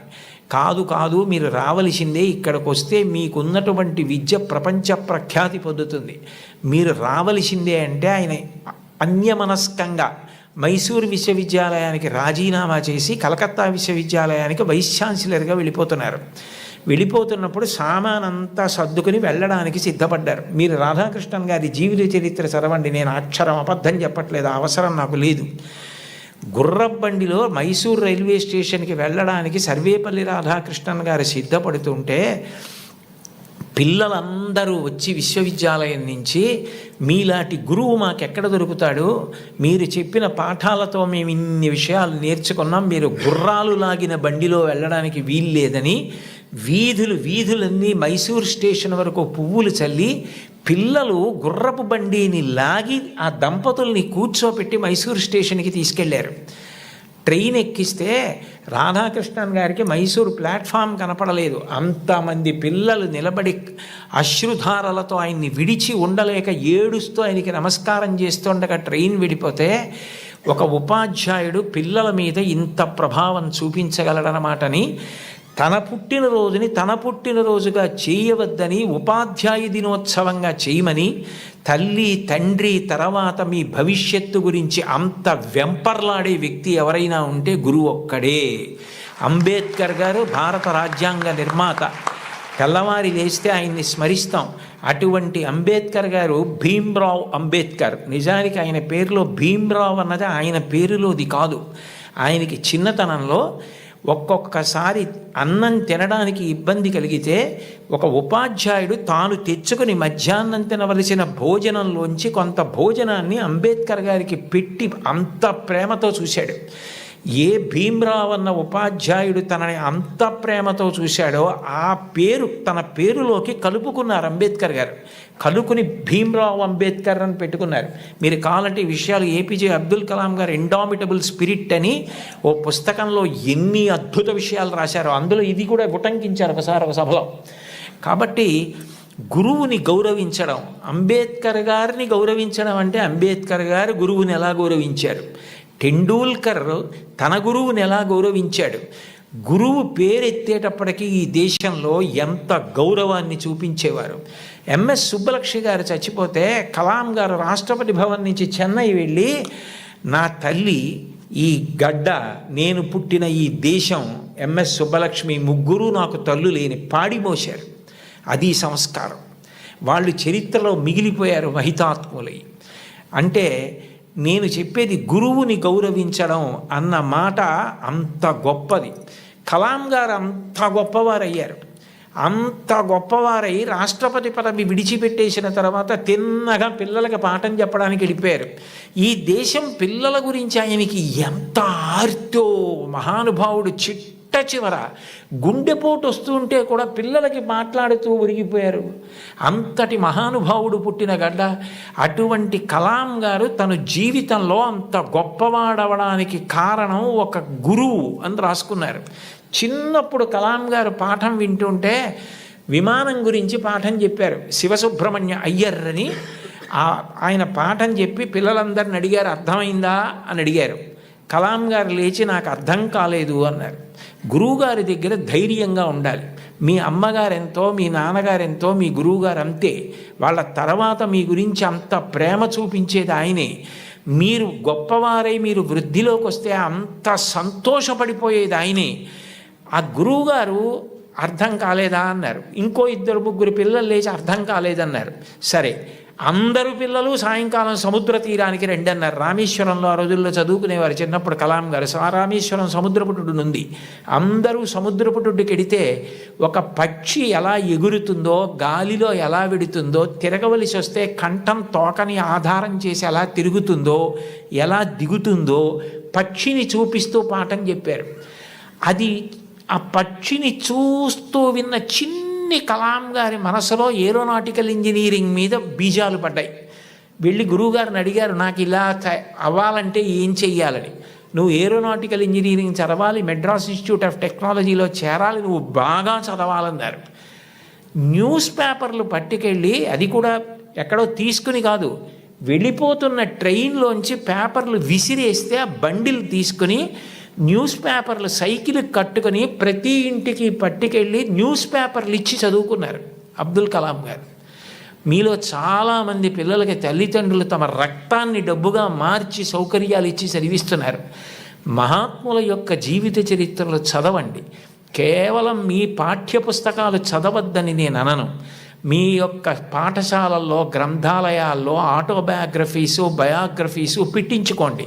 మీ టీచర్స్ని అడగండి, ఎంత సంతోషిస్తారో. అంతవరకు ఎందుకు, ఇంకొకసారి ఏ నెల్లూరులోనో సభ చేసినప్పుడు తప్పకుండా నేను కూడా ఇలాంటి సభల్లో 1-2 జీవిత చరిత్రలు బహూకరించడానికి ప్రయత్నిస్తాను. ఎందుకనంటే అవి మనని చెక్కుతాయి. కలాం గారు అంత గొప్పవాడయ్యాడంటే ఒక గురువు కారణం. మీరు కలాం గారు వ్రాసుకున్న పుస్తకాలు చదవండి. ఆయనకి టీచర్ అన్న మాట వస్తే ఈ cannot resist himself without developing a single sentence into A paragraph. ఒక సెంటెన్స్లో చెప్పవలసిన దాన్ని పారాగ్రాఫ్గా చెప్పకుండా ఆయన ఉండలేరు. ఆయన ఈ లైట్ వెయిట్ భూమికి దగ్గరగా ఎగిరేటటువంటి విమానాన్ని డెవలప్ చేయవలసి వచ్చినప్పుడు సరిగ్గా చేయలేకపోతే కోపం వచ్చి ప్రొఫెసర్ శ్రీనివాసన్ అని శుక్రవారం మధ్యాహ్నం పిలిచి సోమవారం పొద్దున్నకి చూపించకపోతే నీ స్కాలర్షిప్ ఆప్ చేస్తానన్నారు. టిఫిన్ తినలేదు, స్నానం సరిగ్గా చేయలేదు, భోజనం ఏం చేశారో తెలియదు, రాత్రింబవళ్ళు వర్క్ చేశారు. సోమవారం పొద్దున్నే ఆ టెన్నిస్ ఆడుకుని ప్రొఫెసర్ శ్రీనివాసన్ వెళ్ళిపోతూ హాస్టల్ రూమ్లో కలాం ఏం చేస్తున్నాడని తొంగి చూశారు. ఇచ్చిన టైం కన్నా ముందే రాత్రింబవళ్ళు కష్టపడి బోర్డు మీద డయాగ్రామ్ వేసి దానికి సంబంధించిన రిపోర్ట్ తయారు చేసిన కలాంని ఆ అవుట్ఫిట్ తోటే, టెన్నిస్ అవుట్ఫిట్ అంటే టెన్నిస్ ఆడుకోవడానికి వేసుకునే బట్టలు, వాటితోటే వెళ్ళి కౌగిలించుకున్నారు మా గురువుగారు శ్రీనివాసన్ గారు. ఆయన నా భుజాన్ని తట్టి నన్ను ప్రోత్సహించి పడిన ఆనందం నన్ను ఇంత గొప్ప స్థాయికి పెంచి పెద్ద చేసిందని తన టీచర్స్ గురించి ఎంత గొప్పగా రాసుకున్నారో. గురువుల్ని నింద చేయడం, గురువుల్ని విమర్శించడం, గురువుల్ని హాస్య వస్తువులుగా వాడుకోవడం ఈ జాతికి సిగ్గుచేటు. గురువు పేరు చెప్పేటప్పటికీ నేల మీద పడిపోయారు. రామాయణంలో అంతటి రాముడు విశ్వామిత్రుడి పిలిస్తే దగ్గరికి వెళ్ళి నిలబడి ఇమౌస్మ మునిషార్దూల కింకరౌ సముపస్థితౌ ఆజ్ఞాపయ యుధిష్టం వై శాసనం కరవామకిం అన్నాడు. గురువుగారు లోకంలో ఎవరు చెప్పినా సలహా, మీరు చెప్తే మాత్రం ఆజ్ఞ. గురువుగారు చెప్తే ఆజ్ఞ, అందులో నేను తలపెట్టను. ఈ పని చేసి పెడతావా అని ఇప్పుడు అడక్కండి, ఈ పని చెయ్యరా రామా అనండి, నేను మీ కింకరుణ్ణి గురువుగారు అన్నాడు. ఇది ఈ జాతి నేర్పినటువంటి విషయం. మీరు ఏ మహాత్ముణ్ణి తీసుకోండి, టంగుటూరి ప్రకాశం పంతులు గారు జీవిత చరిత్రలో వ్రాసుకున్నారు. డబ్బు కట్టలేక కష్టాలు పడి ఇతర పనులు చేస్తూ రోజు పాఠం వినలేకపోయిన పిల్లల్ని ఆ రోజుల్లో సుందర శివయ్య గారని ఒక హెడ్ మాస్టర్ ఇంటికి తీసుకెళ్ళి కూర్చోపెట్టుకుని పాఠాలు చెప్పి వృద్ధిలోకి తెచ్చారు. ఆయన కారణం నేను వృద్ధిలోకి రావడానికని రాసుకున్నారు. ఆయన నడక అలా ఉండేది, ఆయన ప్రవర్తన అలా ఉండేది, ఆయన పాఠం చెప్తే అలా ఉండేదని పక్కనే గుంటూరులో మాజేటి గురవయ్య పాఠశాల అన్న పాఠశాలలో నరసయ్య గారని ఆయన చెప్పిన పాఠాలు, ఆయన వ్యవహరించిన తీరు నన్ను అంత ప్రభావితుణ్ణి చేశాయని మహానుభావుడు ఆయన నోరి దత్తాత్రేయుడు గారు తన జీవిత చరిత్రలో రాసుకున్నారు. గురువులు మనిషిని చెక్కుతారు, ఒక శిలలోంచి శిల్పాన్ని చెక్కుతారు. ఓ సరస్వతీదేవి విగ్రహాన్ని ఒక రాయి తీసుకొచ్చి చెక్కితే శిల్పి దాని మీద ఎక్కి కూర్చుని చెక్కుతాడు. కళ్ళు చెక్కేటప్పుడు చిట్ట చివర ఎంతో జాగ్రత్తగా చెక్కుతాడు. ఉలిని పెట్టి సుత్తి పెట్టి కొడతాడు. ఆఖరణ దానికి అధివాసాలు చేసి గుళ్ళోకి తీసుకొచ్చి ప్రతిష్ఠ చేస్తారు. ప్రతిష్ఠ చేసిన తర్వాత చెక్కిన శిల్పి కూడా నమస్కారం చేస్తాడు. ఆ శిల్పి చెక్కాడు కాబట్టి మన అందరి ఆర్తి తీర్చుకోవడానికి ఆ మూర్తి ముందు నిలబడి నమస్కరిస్తున్నాం. ఈ సమాజంలో గౌరవింపబడిన మహనీయులందరూ గురువులు చెక్కిన శిల్పాలే, అది వాళ్ళే వ్రాసుకున్నారు. గురువుని గౌరవించడం అన్నది అంత గొప్ప ఈ జాతిలో. తల్లిని గౌరవించండి, తండ్రిని గౌరవించండి, మీ తోబుట్టువుల్ని ప్రేమగా చూడండి, మీ తోటివారిని ప్రేమించండి, గురువుల్ని గౌరవించండి. మీరు నైతిక విలువలతో మీరు మీ వీధిలో ఉంటే ఆయన మా వీధిలో ఉన్నాడని వీధిలో వాళ్ళు పొంగిపోవాలి. మీరు కుటుంబంలో ఉంటే వాడు మా అన్నయ్య, మా తమ్ముడు, మా కుటుంబ సభ్యుడు, నా కొడుకు అని తల్లిదండ్రులు పొంగిపోవాలి. మా ఊరి వాళ్ళు పొంగిపోవాలి, దేశం పొంగిపోవాలి. అంతటి వారు అయి తీరుతారు. అందుకేనేమో వయసు రీత్యా, అనుభవం రీత్యా జీవితంలో ఎన్నో విషయాలు ఎన్ని వేల మందితోనో సమన్వయమైనటువంటి అంత అనుభవంతో, అంత ఆర్తితో మీ అందరూ వృద్ధిలోకి రావాలని, కేవలం చదువు కాదు దానితో పాటు మీకు నైతిక విలువలు అందాలని, మీరు మంచి పిల్లలని పేరు తెచ్చుకోవాలని ఎంతో తాపత్రయపడి, ముఖ్యమంత్రి గారు నిజానికి నేను ఎక్కడో నెల్లూరులో ఉంటే నాకు ఫోన్ చేసి మీరు ఈ పని చేసి పెట్టాలి అని అడిగితే నేను ఎక్కువ ఆధ్యాత్మిక ప్రవచనాల మీద ఆసక్తి చూపిస్తాను. కానీ ఆయన అంత ఆర్తిగా అడిగినప్పుడు పిల్లల కోసం నేను చెయ్యగలిగినది చేసి పెడదామని తప్పకుండా చేస్తానండి అని వారిని గౌరవంగా కలిసినప్పుడు వారు నాకు మొట్టమొదట కోరినది ఏది అంటే, కుటుంబ విలువల గురించి తప్పకుండా చెప్పండి కోటేశ్వరరావు గారు. ఇంట్లో తల్లిని, తండ్రిని, గురువుని, తోబుట్టువుల్ని గౌరవిస్తే పిల్లలు మంచి వాళ్ళు అవుతారు.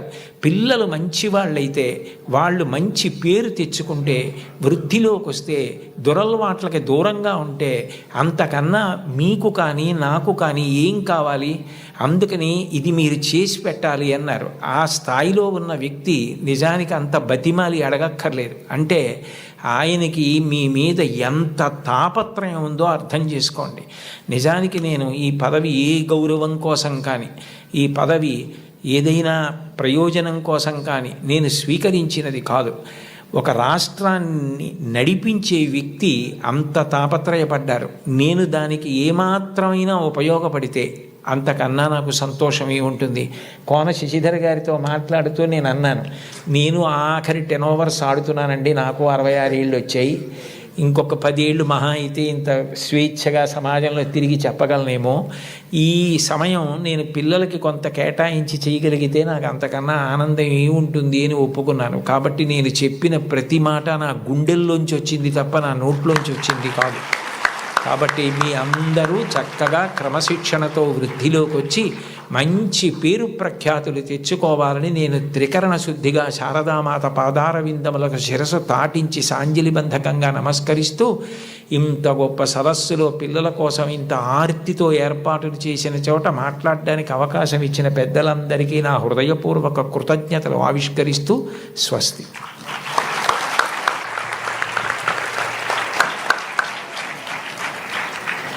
గురవే సర్వలోకానాం భిషజే భవరోగిణాం నిధయే సర్వ విద్యానాం దక్షిణామూర్తయే నమః. సాక్షాత్తు దక్షిణామూర్తిలాగా మరి ఇప్పటి వరకు మనందరికీ అనేక విలువలు బోధించినటువంటి గౌరవనీయులు బ్రహ్మశ్రీ వారికి ఒక్కసారి లేచి నిలబడి కరతాళధ్వనులతో అభినందనలు నమస్సులు తెలియచేసుకుందాం. వారు ఇంత చక్కటి ప్రసంగాన్ని, ఇంత మంచి విలువలను తరతరాల కోసం అందించినటువంటి ఈ చిన్నారులు ఖచ్చితంగా గుర్తుపెట్టుకొని ముందు తరాలకు అందిస్తారు. ఇది కేవలం ఇక్కడ ఉన్న విద్యార్థులకు మాత్రమే కాదు, ఎక్కడెక్కడో ఉన్నవారు కూడా దీన్ని విని పాటిస్తారని భావిస్తూ మీ అందరికీ ధన్యవాదాలు తెలియజేస్తూ దయచేసి కూర్చోవలసిందిగా కోరుతున్నాను. విలువలు లేని జీవితం కలువలు లేని కాసారం లాంటిది, అంటే కలువలు పూయని చెరువు లాంటిది. ఇది పిల్లల కోసం నేను చెప్తున్నాను. ఇక మరి ప్రస్తుతం ఒక మహా తుఫాన్ లాంటిది ఒక ప్రశ్న. ఏదైనా ఒక ప్రశ్న మనకు వస్తే ఖచ్చితంగా దానికి జవాబు వెతుక్కునే వరకు ఎదురు చూస్తూనే ఉంటాం. మరి అటువంటి ప్రశ్నోత్తరావళి ఇప్పుడు గౌరవనీయులు బ్రహ్మశ్రీ చాగంటి కోటేశ్వరరావు గారితో, అలాగే మరి గౌరవనీయ మంత్రివర్యులు ఇన్ఫర్మేషన్ టెక్నాలజీ మరియు మన మానవ వనరుల అభివృద్ధి శాఖ మంత్రులు గౌరవనీయులు శ్రీ నారా లోకేష్ గారితో పిల్లలు ప్రసంగించబోతూ ఉన్నారు. వారి ప్రశ్నలను వాళ్ళు ఇప్పుడు సంధించబోతూ ఉన్నారు. ఎంతమంది సిద్ధంగా ఉన్నారమ్మా ప్రశ్నలు అడగటానికి? ఎవరెవరు ఉన్నారు ఒక్కసారి చేతులు ఎత్తండి చూద్దాం. Very good. సరే, ప్రశ్నలు అయితే ఉన్నాయి, మీరు ముందే మాకు చెప్పారు. శ్రీమతి స్వర్ణ భారతి గారిని వారిని ప్రశ్నలకు సిద్ధం చేయవలసిందిగా కోరుతూ, పిల్లలు మీ పేరు చెప్పుకోండి. ముందుగా మీ పేరు చెప్పి ఆ తర్వాత మీ సమస్యను అడగండి. ఈ ప్రశ్న ఎక్కడో ఉన్నటువంటి సర్ ఐజాక్ న్యూటన్ గురుత్వాకర్షణ నియమాన్ని కనుక్కోవటానికి ప్రారంభం. అలాగే మీరు అడిగే ప్రశ్నలు ఎన్ని రకాల ఇన్వెన్షన్స్ని తీసుకొస్తాయో అని ఎదురు చూస్తూ మీకు స్వాగతం. నమస్కారం. ఈ ప్రశ్న చాగంటి గారికి. నమస్కారం గురువు గారు, నా పేరు రాజా. నేను సివిఆర్ జిఎంసి హై స్కూల్లో 9వ తరగతి చదువుతున్నాను. గురువుగారు, ప్రస్తుత పోటీ ప్రపంచంలో విద్యార్థులు అయిన మేము ఒత్తిడిని ఎలా అధిగమించాలి గురువుగారు? మంచి ప్రశ్న వేసావయ్యా. కానీ నీ ప్రశ్నని అభినందించడానికి కారణం ఏమిటంటే అది కేవలం వ్యక్తిగతంగా నీకు మాత్రమే సంబంధించింది కాదు. ఇవాళ అనేక లక్షల మంది విద్యార్థులకు ప్రతినిధిగా నువ్వు ఈ ప్రశ్న అడిగావు. చాలా మంచి ప్రశ్న. ఒత్తిడిని ఎలా అధిగమించాలి? ఒత్తిడిని అధిగమించడానికి ఎప్పుడు రెండు పరిష్కారాలు ఉంటాయి. ఒకటి ఆత్మవిశ్వాసం, రెండు ప్రణాళికాబద్ధమైనటువంటి జీవితం. ఆత్మవిశ్వాసము అంటే నువ్వు చదువుకున్న దాని మీద నువ్వు నమ్మకం పెంచుకోవాలి. నాకు ఇచ్చిన సిలబస్ ఏదుందో దాన్ని బాగా చదువుకున్నాను. మాస్టారు చెప్తున్నప్పుడు చాలా జాగ్రత్తగా విన్నాను. నాకు ఏదైనా అర్థం కాకపోతే మాస్టర్ని అడిగాను. ఆయన నాకు ప్రేమగా చెప్పారు. ఇన్నాళ్ళు హోంవర్క్ చేశాను, ఇంత నోట్స్ రాశాను, ఇన్ని టెక్స్ట్ బుక్స్ చదివాను, నాకు చాలా విషయాలు తెలుసు. కాబట్టి ఇప్పుడు అందులోంచే 10 ప్రశ్నలు ఇస్తారు, అది కాకుండా ఎక్కడి నుంచో ఇవ్వరు. కాబట్టి నేను తప్పకుండా వ్రాయగలను అని ముందు నీ మీద నువ్వు ఆత్మవిశ్వాసం పెంచుకుంటే నువ్వు చాలా హాయిగా ప్రశాంతంగా పరీక్షకి వెళ్ళగలుగుతావు. అట్లా కాకుండా నువ్వు ఏదో భయంతో నేను చదివినవి నాకు జ్ఞాపకం వస్తాయా, నేను అన్నీ చదివానా, నేను వదిలేసినవి ఏమైనా వస్తాయా అన్న బెంగ పెట్టుకోకుండా నీ మీద నువ్వు విశ్వాసాన్ని ముందు పొందగలగాలి. 2, నువ్వు ఇవాళ పరీక్ష ఉంది అంటే నిన్న రాత్రి నుంచి చదివితే నువ్వు బెంగ పెట్టుకోవాలి, ఒత్తిడి పడాలి. ప్రతిరోజు కూడా నువ్వు ప్రణాళికాబద్ధంగా నేను ఇన్ని గంటలకి నిద్ర లేవాలి అంటే ఖచ్చితంగా అన్ని గంటలకి నిద్ర లేవాలి. నరేంద్ర మోడీ గారి తండ్రి చెప్పులు వేసుకుని ఎడుతుంటే టక్ టక్ టక్, ఆయనే వాడినటువంటి శబ్దం ఇది ఇంటర్వ్యూలో. టక్ టక్ టక్ అన్న శబ్దం వినపడితే గడియారాలు దిద్దుకునేవారట. 4:30 మోడీ గారి తండ్రి వెడుతున్నారని చెప్పి, దామోదర్ గారు వెడుతున్నారని చెప్పి. అంటే అంత ఖచ్చితంగా సమయపాలన అలవాటు కావాలి. ఇన్ని గంటలకి లేవాలంటే అన్ని గంటలకి లేవాలి. ఇన్ని గంటలు నేను చదువుకోవాలంటే ఆ పుస్తకాలు కావలసినవి దగ్గర పెట్టుకుని గడికి లేవడం కాకుండా చక్కగా చదువుకోవాలి. అన్నం తింటే నువ్వైపోయినట్టు, నీళ్లు తాగితే నువ్వైపోయినట్టు, నువ్వు చదివింది నువ్వైపోవాలి. అంటే అంత బాగా చదవాలి. ఒక కాగితం మీదకి సూర్యరశ్మి పడితే కాగితం కాలదు. ఒక కుంభాకార కటకాన్ని భూతద్దాన్ని సూర్యబింబానికి ఎదురుగుండా పెడితే ఆ కాంతి అందులోంచి వచ్చి కాగితం మీద పడితే కొంతసేపటికి కాగితం కాలుతుంది. ఎందుకనంటే ఆ వేడి భూతద్దంలోంచి ఒక చోట కేంద్రీకృతం అయింది, కాలింది కాగితం. నువ్వు చదివితే అలా చదవాలి. చదువుతున్నంతసేపు పుస్తకం ఏం చదువుతున్నావో అది నీలోకి వెళ్ళిపోవాలి. భూపసభాంతరాళమన పుష్కళ వాక్చతురత్వము ఆజి బాహాపటు శక్తి ఉన్నంటాడు భర్తృహరి. నీకు అవసరమైనప్పుడు అలా జ్ఞాపకానికి రావాలి. నువ్వు తిన్నది నువ్వెట్లా అయిపోయావో, నువ్వు తాగింది నువ్వెట్లా అయిపోయావో, నువ్వు చదివింది నువ్వు అట్లా అయిపోవాలి. నీకు అలా జ్ఞాపకం ఉండాలి. అలా ప్రతిరోజు చదువుకోవడం నీకు సంతోషం కావాలి. చదువు భారంగా చదవకూడదు. It must be a passion for you. ఎప్పుడు తెల్లారలేద్దాం, ఎప్పుడు చదువుదామని నీకు ఆసక్తి ఉండాలి, ఆతృత ఉండాలి, అందులో ఒక గొప్ప సంతోషం ఉండాలి. అలా నువ్వు టైం మేనేజ్మెంటు, డిసిప్లిన్ను, సెల్ఫ్ కాన్ఫిడెన్స్ నేర్చుకుంటే ఒత్తిడన్న మాటే ఉండదు. నువ్వు ధైర్యంగా ఏ పరీక్షకైనా పెడతావు, ఎదుర్కొంటావు. ఎప్పుడైనా ఒకసారి వైఫల్యం లభించిందనుకో, కలాం గారిని తలుచుకో. ఫెయిల్ అంటే ఆయన ఫెయిల్ అంటే పడిపోయావని కాదు, first attempt in learning, FAIL అని డిఫైన్ చేశారు. ఇది మొదటిసారి పొరపాటు జరిగినది. మళ్ళీ చేతిలో మట్టి ముద్ద కింద పడితే భూమిని అంటుకుంటుంది, బంతి పడితే పైకి లేస్తుంది. అలా పైకి లే తప్ప బెంగ పెట్టుకోకు. ఇక పైన అన్ని విజయ పరంపరలతో కొనసాగు. శుభం భూయాత్. ధన్యవాదాలు గురువుగారు. తదుపరి ప్రశ్న మరొక విద్యార్థి అడగటానికి సిద్ధంగా ఉన్నారు.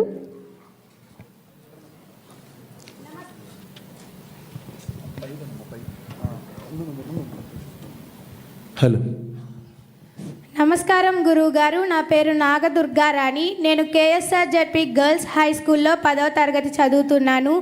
మంచి అలవాట్లు అనేవి మనం ఏ విధంగా ఉపయోగపడతాయో తెలియజేస్తారా గురువుగారు? చాలా సంతోషం అమ్మా. నువ్వు స్పష్టమైనటువంటి రీతిలో చక్కగా నిన్ను నువ్వు పరిచయం చేసుకుని ప్రశ్న వేశావు. మంచి అలవాట్లు అన్నవి నీకే కాదు, నీ చుట్టూ ఉన్న వాళ్ళకి, సమాజానికి, దేశానికి కూడా ఉపయోగపడతాయి. మన దేశంలో వైద్య ఆరోగ్య శాఖ కొన్ని వేల కోట్లు ఖర్చు పెడుతుంది దేశం మొత్తం మీద.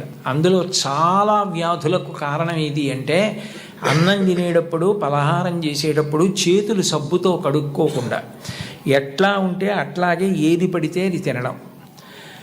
2, చాలా కాలం నిలవ ఉన్న పదార్థాలు కేవలం నాలుకకు రుచిగా ఉన్నాయి కదా అని తినడం. అట్లా కాకుండా మనం తిన్నది మనలోకి వెళ్ళి మన శరీరాన్ని నిర్మాణం చేస్తుంది అని దాని విలువ తెలుసుకున్నప్పుడు నువ్వు ఆరోగ్యంగా ఉండడం చాలా చాలా ముఖ్యం. శరీరమాద్యం ఖలు ధర్మ సాధనం. ఇది బాగుండకపోతే నువ్వేం చేయలేవు. దీనితో వ్యాయామం చేయడం, తినేటప్పుడు చేతులు కడుక్కోవడం, కాళ్ళు కడుక్కోవడం, స్నానం చేయడం శుభ్రంగా, నీ మేజోళ్ళు నువ్వే ఉతుక్కోవడం అలవాటు చేసుకున్నావు అనుకో, నీకు వేళ్ళకి వ్యాయామం ఉంటుంది. 2, మాసిపోతే ఎంత కష్టమో మీ అమ్మగారికి అవి ఉతకడం నీకు అర్థం అవుతుంది. రాజగోపాలాచారి గారు ఇంకా చనిపోవడానికి నెలలాళ్ల ముందు వరకు తన జేబు రుమాలు తాను ఉతుక్కునేవారు. ఎందుకంటే చేతులకు పట్టు ఉంటుందని. నీ బట్టలు నువ్వు ఉతుక్కోవడం ఇటువంటివి నేర్చుకున్నావనుకో, అవి మంచి అలవాట్లు. దానివల్ల నీకే కాదు, నీకు జ్వరం వచ్చిందనుకో, అమ్మ దేవుడి దయ వల్ల నీకు రాకూడదు కానీ వచ్చిందనుకో, వస్తే మీ నాన్నగారు సెలవు పెట్టి నిన్ను వైద్యుడి దగ్గరికి తీసుకెళ్ళాలి. మీ అమ్మగారు పనులన్నీ మానుకుని నీ దగ్గర కూర్చోవాలి. నువ్వు ఆరోగ్యంగా ఉంటే నీకే కాదు, సమాజానికి, ప్రభుత్వానికి, వైద్యశాలకి, అందరికీ ఉపకారం చేసిన దాని అవుతావు. నువ్వు చేతులు శుభ్రంగా కడుక్కుంటే చాలు, వ్యాయామం చేస్తే చాలు, కాసేపు పరిగెడితే చాలు, అవుట్ నాట్ అవుట్ అని గట్టిగా అరిస్తే చాలు.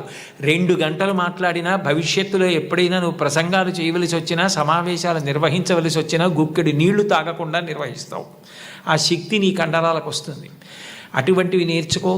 ఇక నువ్వు జీవితంలో శాంతి పొందడానికి ఎప్పుడూ కష్టమే పడితే, మాకు ఎప్పుడూ చదువు ఎప్పుడూ కష్టమే అంటే మరి మాకు సంతోషం ఎప్పుడండి అంటావేమో. మంచి హాబీస్ నేర్చుకో.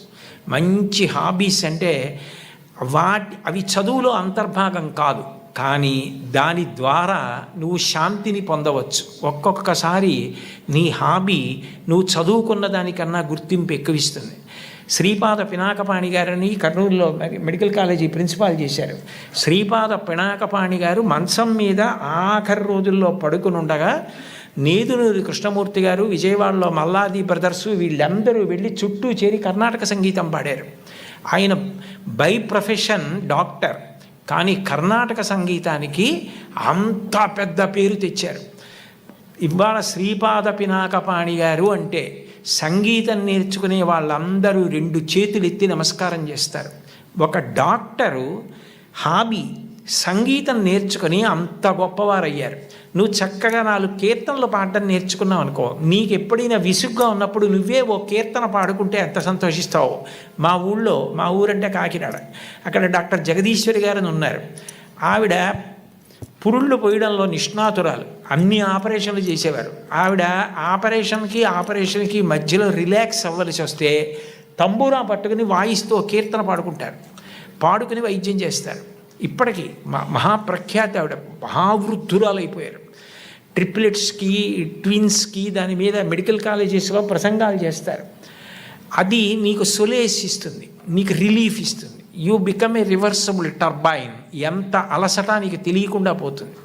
అబ్దుల్ కలాం గారు రాష్ట్రపతి భవన్లో వీణ వాయించేవారు, నీకు తెలుసా? ఆయన ఫొటోస్ ఉన్నాయి ఇప్పటికీ. ఆ వీణ వాయించడంలో రిలాక్స్ అవుతారు. నాకు కలాం గారు అంటే చాలా ఇష్టం, లింకన్ గారు అంటే చాలా ఇష్టం, విన్స్టన్ చర్చిల్ అంటే నాకు చాలా ఇష్టం. చాలామంది చాగంటి కోటేశ్వరరావు అంటే ఛాందసుడు అనుకుంటారు. కాదు, కోటేశ్వరరావుకి ఇంకో కోణం ఉందని తెలియదు. కాబట్టి ఓ టెన్నిస్ ఆడు, కాసేపు పరిగెత్తు, కాసేపు ఖోఖో ఆడు, బొమ్మలు గీయడం నేర్చుకో. నీలో ఉన్న ఇన్స్టింక్ట్ నీకు తెలుస్తుంది. నీకు ఏది ఇష్టమని అనిపిస్తోందో అది చేయడం ప్రారంభం చెయ్యి. నువ్వు విశ్రాంతి పొందుతావు, పేరు వస్తుంది, ప్రఖ్యాతి వస్తుంది. ఓ భాగవతం చదువు, ఓ రామాయణం చదువు, వాటి గురించి మంచి మంచి పుస్తకాలు చదువు, వాటి గురించి పిల్లలతో మాట్లాడు. అట్లాంటి హాబీస్ ఇన్కల్కేట్ చేసుకో, నీకు ఉపయోగం. నీ చుట్టూ ఉన్న పిల్లలు కూడా నీ వల్ల ఇన్ఫ్లుయెన్స్ అయ్యి అలా చేయడం నేర్చుకుంటారు. ఏమ్మా? శుభం భూయా. ధన్యవాదాలు సార్. టీచర్ నిజంగా ఈ పిల్లలు అడుగుతున్నటువంటి ఈ ప్రశ్నలు కేవలం ఆ జవాబులు వాళ్ళకి మాత్రమే కాదు, మనందరికీ కూడా ఎంతో సంతృప్తిని, సంతోషాన్ని, ఆలోచనను కలిగిస్తున్నందుకు పిల్లలకు కూడా కృతజ్ఞతలు తెలియజేస్తూ తదుపరి ప్రశ్న అడగవలసిందిగా కోరుతున్నాను.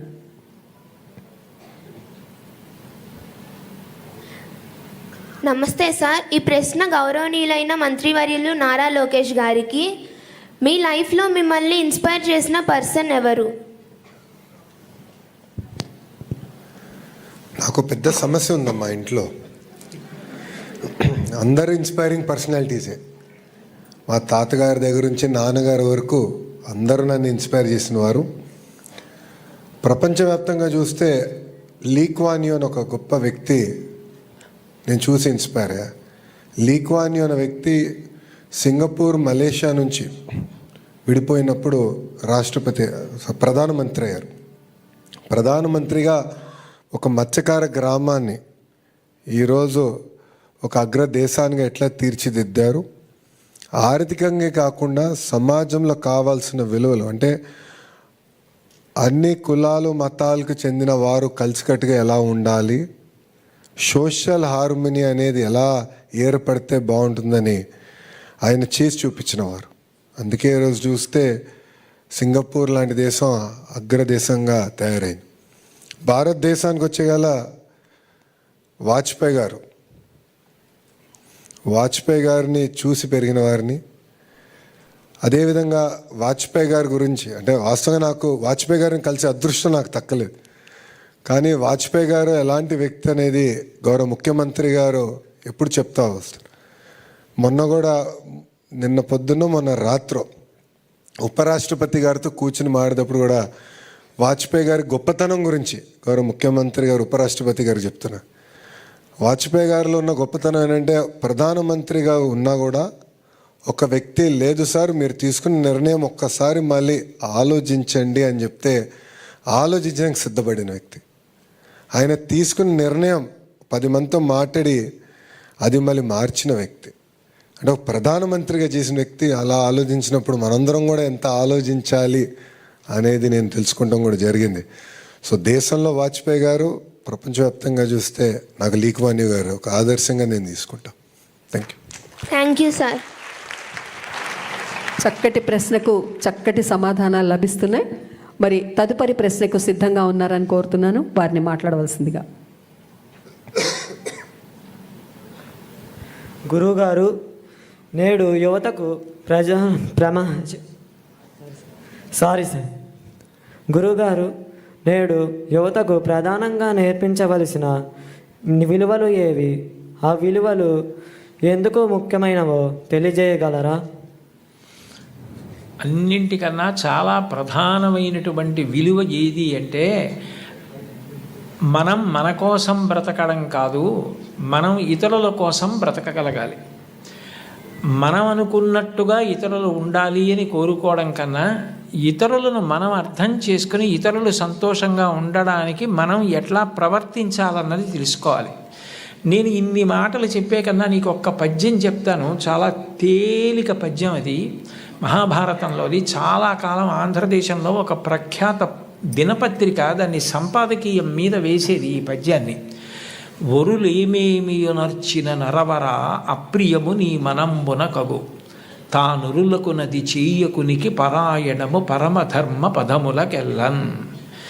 నేను ఏదైనా మాట్లాడేటప్పుడు నన్ను ఎవరైనా అట్లా మాట్లాడితే, నా పట్ల అట్లా మాట్లాడితే నేను బాధపడతానా? అయితే నేను మాట్లాడను. నేను ఎవరికైనా ఏదైనా ఒక పని చేసేటప్పుడు ఇటువంటి పని నాకెవరైనా చేస్తే నేను బాధపడతానా? అయితే వద్దు, నేను వాళ్ళకి చేయను. ఇదొక్కటి చూసుకుంటే, మాట్లాడే ముందు ఇట్లా మాట్లాడితే, నన్ను ఉద్దేశించి ఎవరైనా అట్లా మాట్లాడితే నేను చాలా బాధపడతాను. అయితే నేను ఇంకోళ్ళని ఉద్దేశించి మాత్రం అట్లా మాట్లాడను. నా పట్ల ఎవరైనా ఇట్లా చేస్తే నేను చాలా బాధపడతాను. ఆ పని నేను ఇతరులకు చెయ్యను. ఏదైనా మాట్లాడే ముందు, చేసే ముందు నన్ను గురించి అలా మాట్లాడితే, నా పట్ల అట్లా చేస్తే, నేను ఏమనుకుంటానన్నది ఆలోచించుకోవడం నీకు వస్తే నువ్వు ఇతరులకు అపకారము చెయ్యలేవు. నీ వలన మేలేదు. ఒరులేమేమియునర్చిన నరవరా ప్రియముని మనంబున కగు, తానురులకు నది చేయకునికి పరాయణము పరమధర్మ పదములకెళ్ళన్. ఇంకంతకన్నా ధర్మం లేదు లోకంలో. పెద్దవాళ్ళైనా పిల్లలైనా ఎవరైనా చిన్నప్పటి నుంచి నేర్చుకోవలసింది అంతే.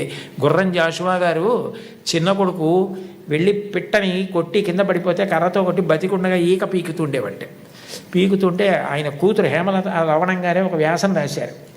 జాషువా గారు చాలా మాటలు చెప్పారు. ఆయనకి భౌతత ఎక్కువ. తప్పురా, అలా పక్షికి పడగొట్టి దాన్ని ఈకలు పీకుతున్నావు, అది బాధపడుతుంది, అలా చెయ్యకు అని. పిల్లవాడు వినేవాడు కాదు. ఆయన ఒక రోజున ఏం చేశారంటే, ఆ పిల్లాడు కూర్చునుండగా వెనక నుంచి వచ్చి గట్టిగా పట్టుకుని వాడు వెంట్రుకలు పీకడం మొదలెట్టారు.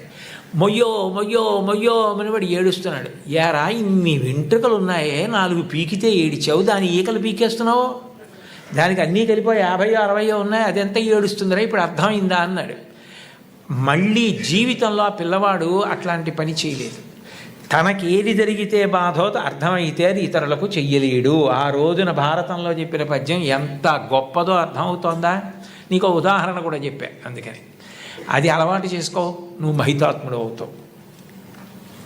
ధన్యవాదాలు గురువు గారు.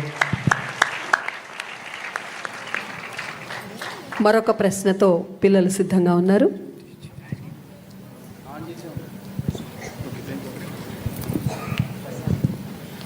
నమస్కారం గురువుగారు. నా పేరు జాషువా. నేను అమర్జీవి పొట్టి శ్రీరాముల ఉన్నత పాఠశాలలో 10వ తరగతి చదువుతున్నాను. గురువుగారు, కాలంతో పోటీ పడుతూ ముందుకు పరిగెడుతున్న మా తరం వారికి రామాయణం, మహాభారతం, భాగవతాలు వంటి గ్రంథాలు చదవడం వలన ఉపయోగం ఏమిటో తెలియజేయండి గురువుగారు. నువ్వు జాషువా అని పేరు పెట్టుకున్నందుకు నాకు ఎంతో సంతోషంగా ఉందయ్యా. ఆ పేరు పెట్టిన మీ అమ్మగారికి నాన్నగారికి నమస్కారం చేస్తున్నాను. మహానుభావుడు ఏం కవిత్వం చేశారయ్యా. ఒక్కొక్క పద్యం చదువుతుంటే గుండెలు పిండేసినట్టుంటుంది. అంత గొప్ప పద్యాలు రాశారు కదయ్యా ఆయన. ఇంతకీ నువ్వు నన్ను అడిగిన ప్రశ్నకి జవాబు ఏంటంటే, రామాయణ, భారత, భాగవతాలు ఈ వయస్సులో మేము చదువుకోవడం వల్ల మాకు కలిగే ప్రయోజనం ఏమిటి? నేను నీకు ఒక్క విషయం చెప్తాను, నీకు అర్థమైపోతుంది. నేనేం పెద్ద దాని గురించి ప్రసంగం చేయక్కర్లా. మహాభారతంలో శల్యుడు అని ఒక ఆయన ఉన్నాడు. ఆయన మద్రదేశాధిపతి. అంటే పాండురాజుకి 2 భార్యలు, కుంతి, మాద్రికి సోదరుడు. కాబట్టి నకుల సహదేవులకు మేనమామ. నకుల సహదేవులకి మేనమామ అయితే ధర్మరాజు గారికి, భీముడికి, అర్జునుడికి కూడా మేనమామ. కురుక్షేత్ర యుద్ధం ప్రారంభమైంది. తన మేనల్లుళ్ళు కాబట్టి వాళ్ళ పక్షాన యుద్ధం చేద్దామని శల్యుడు మహావీరుడు బయలుదేరి వస్తున్నాడు మద్రదేశం నుంచి. ఆయన వస్తున్నాడని తెలుసుకుని దుర్యోధనుడు ఏం చేశాడంటే కనపడకుండా చలువ పందిళ్ళు వేయించి సాయంకాలం అయ్యేటప్పటికీ నృత్యం సంగీతం అన్నీ పెట్టేవాడు. పొంగిపోయి ఇవన్నీ ధర్మరాజు చేస్తున్నాడు అనుకుని ఓ రోజున ఎవరు చేస్తున్నారు, ధర్మరాజు గారే కదా, ఉన్నాడా రమ్మనమన్నారు. అప్పటి వరకు కనపడకుండా దాక్కున్న దుర్యోధనుడు ఎదురుగుండా వచ్చి, మీరు మహానుభావుడు, మీరు వస్తుంటే మా పక్షాన యుద్ధం చేయాలా, మీకు ఇవన్నీ నేనే ఏర్పాటు చేశానన్నాడు. పొగిడేటప్పటికి పొంగిపోయాడు శల్యుడు. నీకేం కావాలి చెప్పు, చేసి పెడతానన్నాడు. మీరు మా పక్షాన యుద్ధం చేయండి అన్నాడు. తప్పకుండా చేస్తానన్నాడు. దేనికి బయలుదేరాడు? పాండవుల పక్షాన యుద్ధం చేయడానికి బయలుదేరాడు. పొగిడి 4 సత్కారాలు చేసేటప్పటికీ అది వదిలేశాడు. కౌరవుల పక్షాన యుద్ధం చేయడానికి వెళ్ళాడు. పోనీ వెళ్ళిన వాడు ఏం చేయాలి? దుర్యోధనుడితో వెళ్ళిపోవాలి. తగుదునమ్మా అని ధర్మరాజు గారి దగ్గరికి వెళ్ళాడు. ఆయనకి తెలిసిన విద్య ఈయనకి తెలీదా? ఈయన కూడా పొగిడాడు. పొగిడి ఆయన్ని కుర్చీ వేసి కూర్చోబెట్టి తన కింద కూర్చొని నహుషోపాఖ్యానం చెప్పమన్నాడు. అంటే ధర్మరాజు గారంతటి వాడు కింద కూర్చుని వింటున్నాడు, నేను చెప్తున్నాను కదా అని నహుషోపాఖ్యానం చెప్పి పొంగిపోయి, ధర్మరాజా నీకేం కావాలి చెప్పన్నాడు. మళ్ళీ పొగడ్తకు లొంగిపోయాడు. ధర్మరాజు గారు అన్నాడు, మీరు ఎటు అక్కడ మాట ఇచ్చారు కదా, అక్కడే యుద్ధం చేయండి. మా పక్షాన కృష్ణుడు అర్జునుడికి సారథ్యం చేస్తాడు. మళ్ళీ కృష్ణుడితో సమానమైన సారథి మీరే కాబట్టి మీరు అక్కడ కర్ణుడికి సారథ్యం చేస్తారు. చేసినప్పుడు కర్ణుడికి మనశ్శాంతి లేకుండా అదే పనిగా నింద చేయండి. నింద చేస్తే కర్ణుడికి బుద్ధి కేంద్రీకరణ పోతుంది, అంటే కాన్సన్ట్రేషన్ పోతుంది. పోతే కర్ణుడు చచ్చిపోతాడు. మాకు అది చాలు, ఆ ఉపకారం చేయండి అన్నాడు. తప్పకుండా నీకు ఈ ఉపకారం చేసి పెడతానన్నాడు. నిజానికి శల్యుడు కానీ కృష్ణుడు కానీ ఆ రోజుల్లో సారథ్యం నేర్చుకోక్కర్లా. ఇందాక ఆ పాప అడిగిందే, అది వాళ్ళిద్దరికీ హాబీ. నేర్చుకుని ప్రపంచ ప్రఖ్యాతి పొందారు సారథ్యంలో. కృష్ణుడు విలువకి కట్టుబడి అర్జునుడికి సారథ్యం చేసి అర్జునుడిని కాపాడి పార్థసారథి అని బిరుదు పొందాడు. శల్యుడు కర్ణుడికి సారథ్యం చేసి ధర్మరాజుకి మాట ఇచ్చానని అదే పనిగా కర్ణుడిని విమర్శించి నింద చేసి కర్ణుడు చచ్చిపోవడానికి కారణమై, చచ్చిపోయిన తర్వాత కాళీరథం పట్టుకుని దుర్యోధనుడి దగ్గరికి వెళ్ళి, పాపం కర్ణుడు గొప్పవాడే కానీ చచ్చిపోయాడు అన్నాడు. అందుకని ఇప్పటికీ మన పక్షాన ఉండి మనని విమర్శిస్తూ మనని పాడు చేయడానికి ప్రయత్నించేవాడిని వీడు శల్య సారథ్యం రా అంటారు. దేనికి పనికొచ్చింది శల్యుడి విద్య? పొగట్టకి లొంగిపోవడం ఎంత ప్రమాదకరమో, నువ్వు ఎంత గొప్పవాడివైనా పొగట్టలకి లొంగిపోయే బలహీనత ఉంటే పాడైపోవడం కాదు, కాలం ఉన్నంత కాలం అపకీర్తి ఉండిపోతుంది. శల్య సారథ్యం అని పేరుండిపోయినట్టు. కాబట్టి నేను వృద్ధిలోకి రావడమే కాదు, పొగట్టలకి లొంగకూడదు.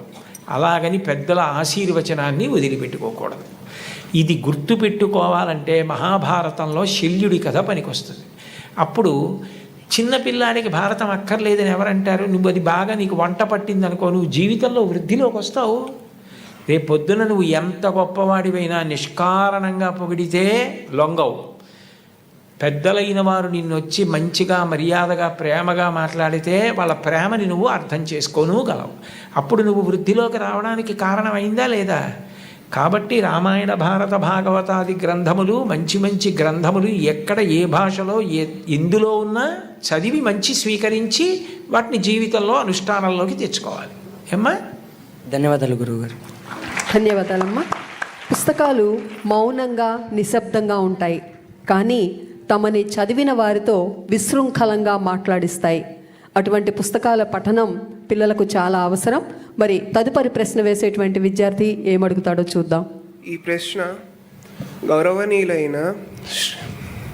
గౌరవనీయులైన విద్యాశాఖ మంత్రి శ్రీ నారా లోకేష్ గారికి. సార్, మీరు స్కూల్లో చదువుకునేటప్పుడు మీకు నచ్చిన టీచర్ ఎవరు? మీకు ఏ సబ్జెక్ట్ అంటే చాలా బాగా ఇష్టం తెలియజేస్తారా? ఇప్పుడు ఉపాధ్యాయుల మధ్యన గొడవలు సృష్టించినట్టున్నా స్వామి. ఎందుకంటే నేను ఈరోజు ఈ స్థాయికి వచ్చానంటే కేవలం ఒక్కరు కాదు, చాలామంది నన్ను చెక్కినవారు. దాంట్లో ప్రధానంగా చూస్తే మంజుల మేడం గారు అని ఉండేవారు స్కూల్లో. చాలా స్ట్రిక్ట్ మేడం. మాది అల్లరి బ్యాచ్. నా ప్రసంగాలు చూస్తుంటే మీకు తెలిసేది ఇప్పటికీ. మా అంతా ఒక అల్లరి బ్యాచ్. భారతీయ విద్యాభవన్లో చదివిన వాడిని. సో అందరికి ఒక ఎగ్జాంపుల్ చేయాలని నన్నే ఎక్కువ కొట్టేవారు. అది మా మంజుల మేడం గారు. సో ఇంట్లో మా అమ్మ ఎట్లానో స్కూల్లో మా మేడం గారు అలా వాయించేవారు. రెండోది స్కూల్కి వచ్చేగల రమాదేవి మేడం గారు.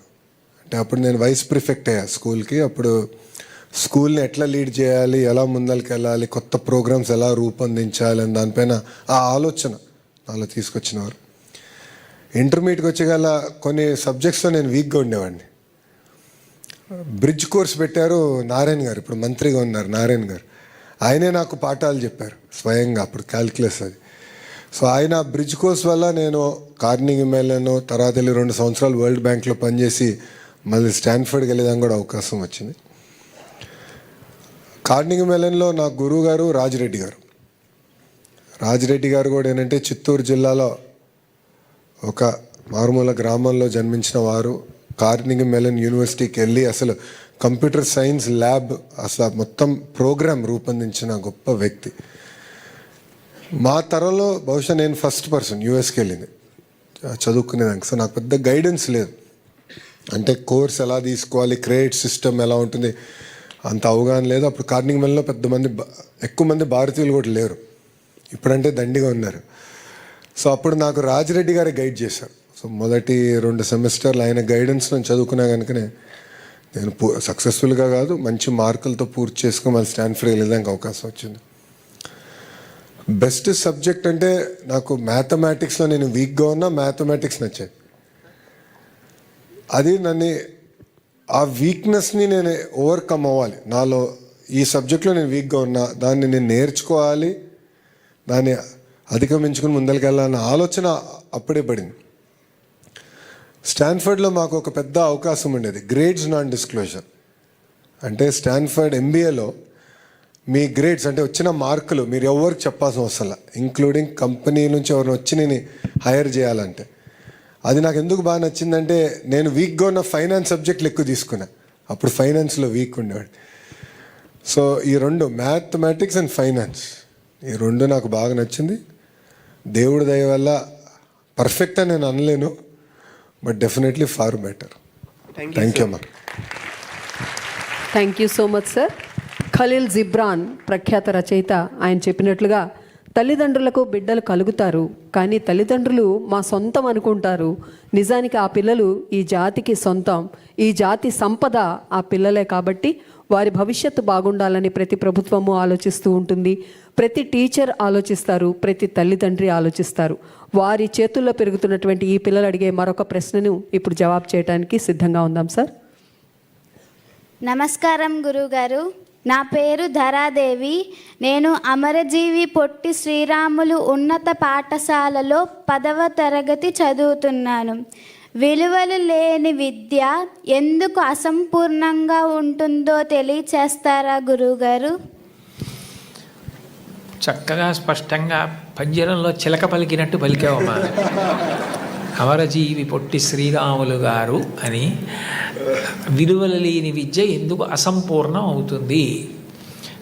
విలువ అనే మాటకి అర్థం ఏమిటంటే నువ్వు ఎలా ప్రవర్తిస్తున్నావు అన్నదాన్ని బట్టి విలువ ఉంటుంది.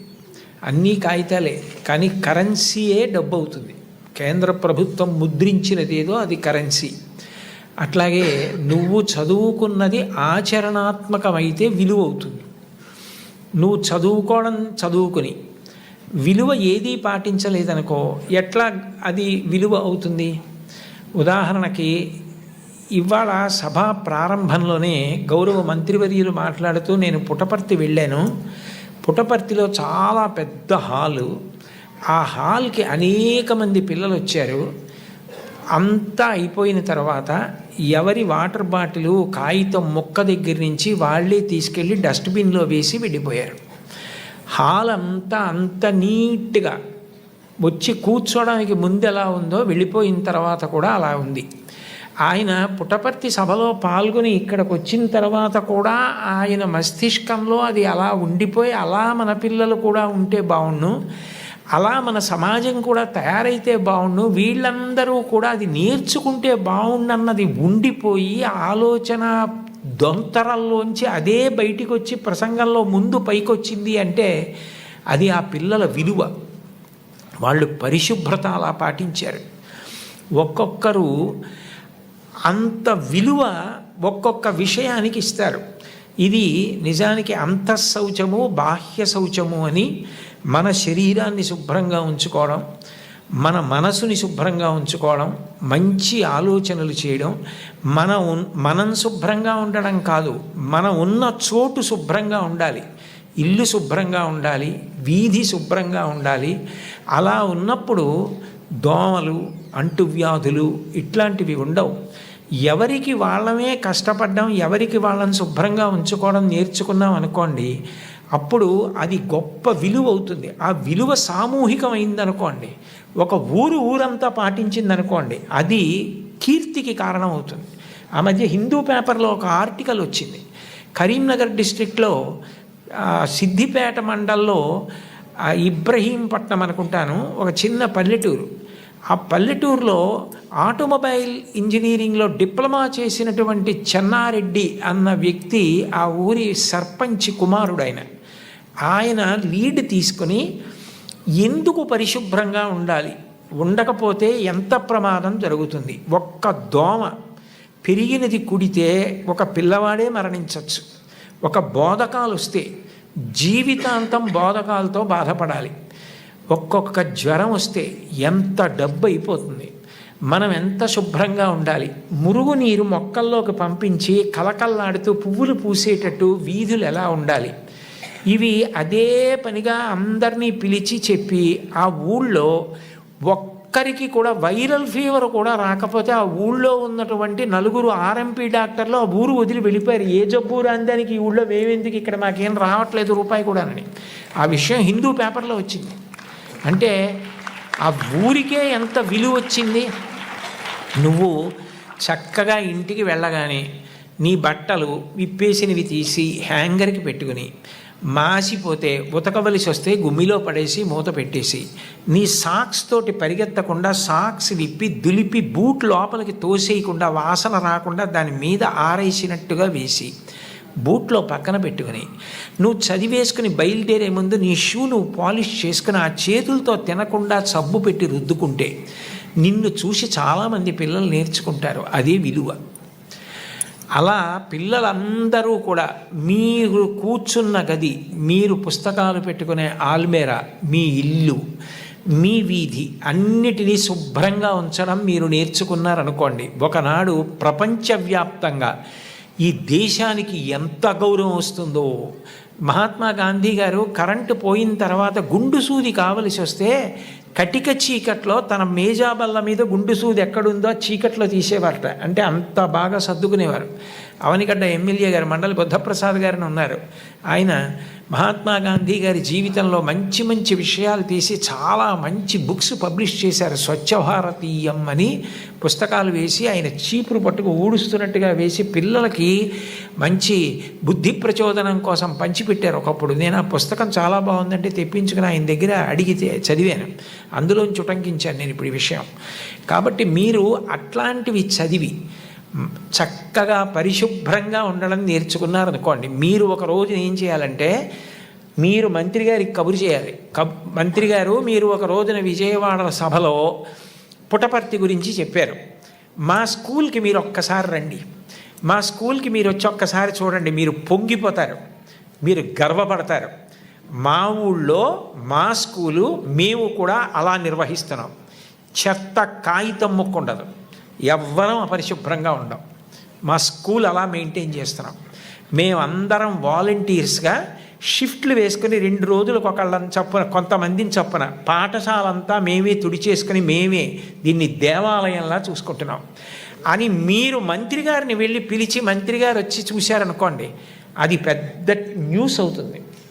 అది మీ పట్ల విలువ అవుతుంది, మీ పాఠశాలకి విలువ అవుతుంది, మిగిలిన వాళ్ళకి ఆదర్శం అవుతుంది, రాష్ట్రాన్ని చెక్కుతుంది. నేను ఎంత మాట్లాడినా దానికి విలువ ఉండదు. అది ఎంతవరకంటే దీపం వెలిగించడం వరకే. కాంతి చదువుకోవడానికి ఉపయోగపడిన నాడు దానికి సార్థక్యం. చెప్పింది మీరు పాటిస్తే అమ్మ అన్నం వండుతుంది. ఆకలితో కొడుకు భీష్మించి కోపంతో కూర్చుంటే అమ్మ ఏం చేస్తుంది? తింటే ఆకలి తీరుతుంది. మీరు పాటిస్తే గౌరవం వస్తుంది, విలువ అవుతుంది. పాటించినది విలువ. విలువ జీవితానికి, మీకు, మీ చుట్టూ ఉన్న వాళ్ళకి ఉపకారము, కీర్తి రెండూ కూడా. ధన్యవాదాలు గురువుగారు. తదుపరి ప్రశ్నతో మరొక విద్యార్థి సిద్ధంగా ఉన్నారు.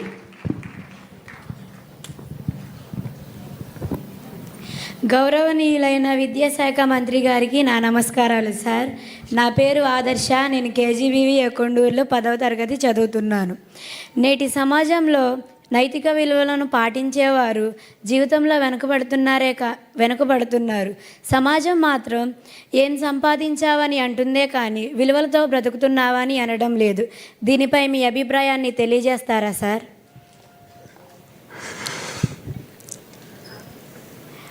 మా సక్సెస్కి షార్ట్ కట్ లేదు. ఇప్పుడు గౌరవ ముఖ్యమంత్రి గారితో కూడా ఈ విషయం నేను అనేక సార్లు చర్చించా. చిన్న వయసులో కూడా చర్చించా. అనేక సందర్భాల్లో మేము మాట్లాడుకున్నాం.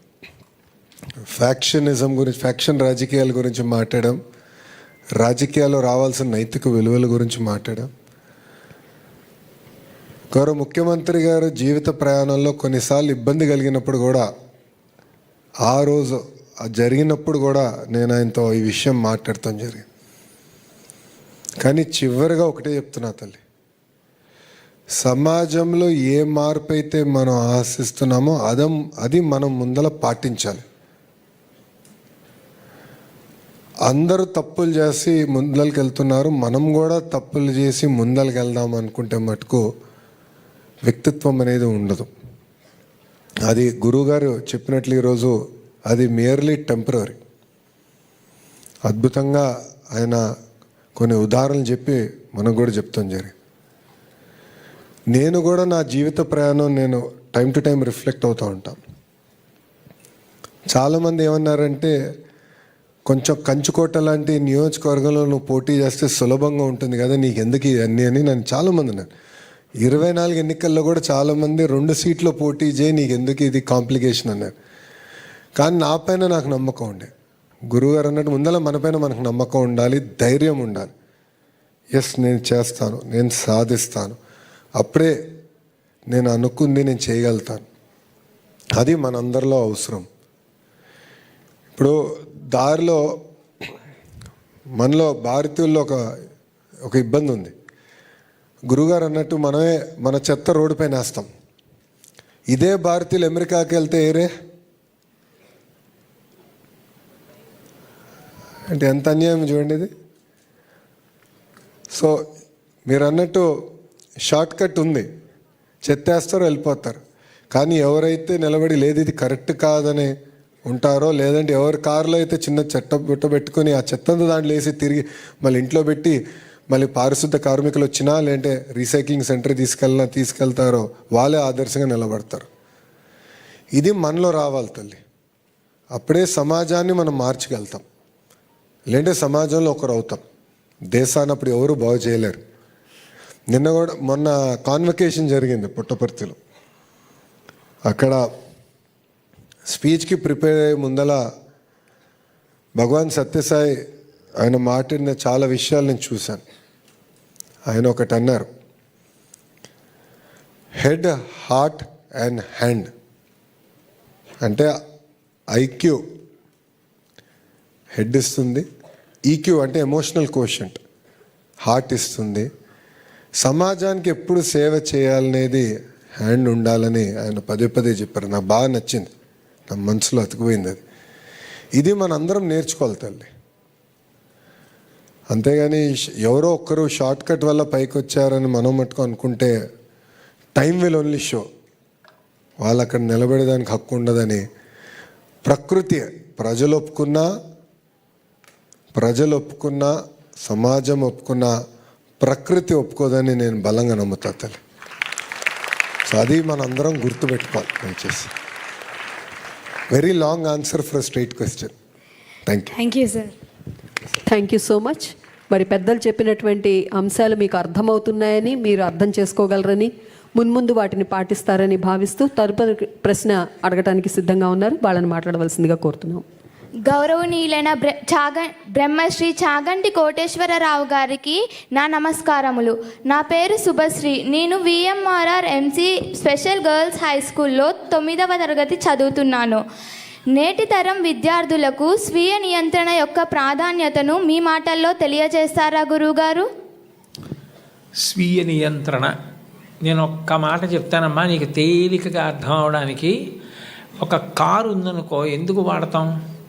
నేను నడిచి వెళ్ళడం చాలా కష్టం, ఎక్కువ దూరం అనుకుంటే తేలికగా సౌకర్యంగా వేగంగా వెళ్ళడానికి కారు ఎక్కుతాను. ఏమండి, ఈ కారు 60 కిలోమీటర్లు, 70 కిలోమీటర్లు, 100 కిలోమీటర్లు ఎంత దూరం, ఎంత వేగం కావాలంటే అంత వేగంగా వెడుతుంది. ఆ వేగంగా వెళ్ళడానికి యాక్సిలరేటర్ అన్నది తొక్కితే చాలు, ఈ కారు వేగంగా వెడుతుంది. కానీ ఈ కారు మధ్యలో ఎక్కడైనా ఏదైనా అడ్డొస్తే ఆగడానికి మాత్రం సౌకర్యం లేదు, ఆగదు అన్నారనుకోండి, ఆ కారు ఎక్కుతారా? ఎక్కరు. వేగంగా వెళ్ళడం ఎంత అవసరమో, ఓ చిన్న పిల్లాడు తెలియక పరిగెడుతున్నాడు, స్కూల్ నుంచి వెడుతూ రోడ్డుకి అడ్డంగా పరిగెడుతున్నాడు, అప్పుడు నువ్వు కారు ఆపాలి. కారు ఆపడానికి బ్రేక్ లేకపోతే యాక్సిలరేటర్ ఒకటి ఉంటే ఉపయోగం ఏముంది? బ్రేక్ లేని కారు ఎలాంటిదో స్వీయ నియంత్రణ లేని జీవితం అలాంటిది. కొన్నిసార్లు ఏమి చాలాసార్లు తప్పు మనది తప్ప వస్తువులది కాదు. ఇవాళ పిల్లల విషయంలో చాలా ఘోరంగా ఉన్న విషయం ఏది అంటే సెల్ ఫోన్. సెల్ ఫోన్ తప్పేముంది? సెల్ ఫోన్ని ఆధారం చేసుకుని మీరు ఎవరిని అడగకుండా రూట్ మ్యాప్ పెట్టుకొని చక్కగా క్షేమంగా మీరు గమ్యాన్ని చేరుకోవచ్చు. మీరు ఏ విషయమైనా మంచి విషయం గురించి తెలుసుకోవాలి అనుకుంటే సెల్ ఫోన్లో చూడవచ్చు. మీరు ఎక్కడ ఉన్నా కూడా మీ వాళ్ళతో మాట్లాడచ్చు, సంక్షిప్తమైన సందేశం పెట్టచ్చు. అవతల వాళ్ళు ఫోన్ ఎత్తలేదు అంటే ఓ సందేశం పెట్టి వదిలేయచ్చు. కానీ మీరు పక్కన తల్లి తండ్రితో కూడా భయపడిపోయేటట్టుగా, అందులో అక్కర్లేని విషయాలు రాత్రిళ్ళు చూస్తారేమో అని తల్లిదండ్రులు బెంగ పెట్టుకునేటట్టుగా సెల్ ఫోన్ వాడితే సెల్ ఫోన్ది తప్ప మంది తప్ప?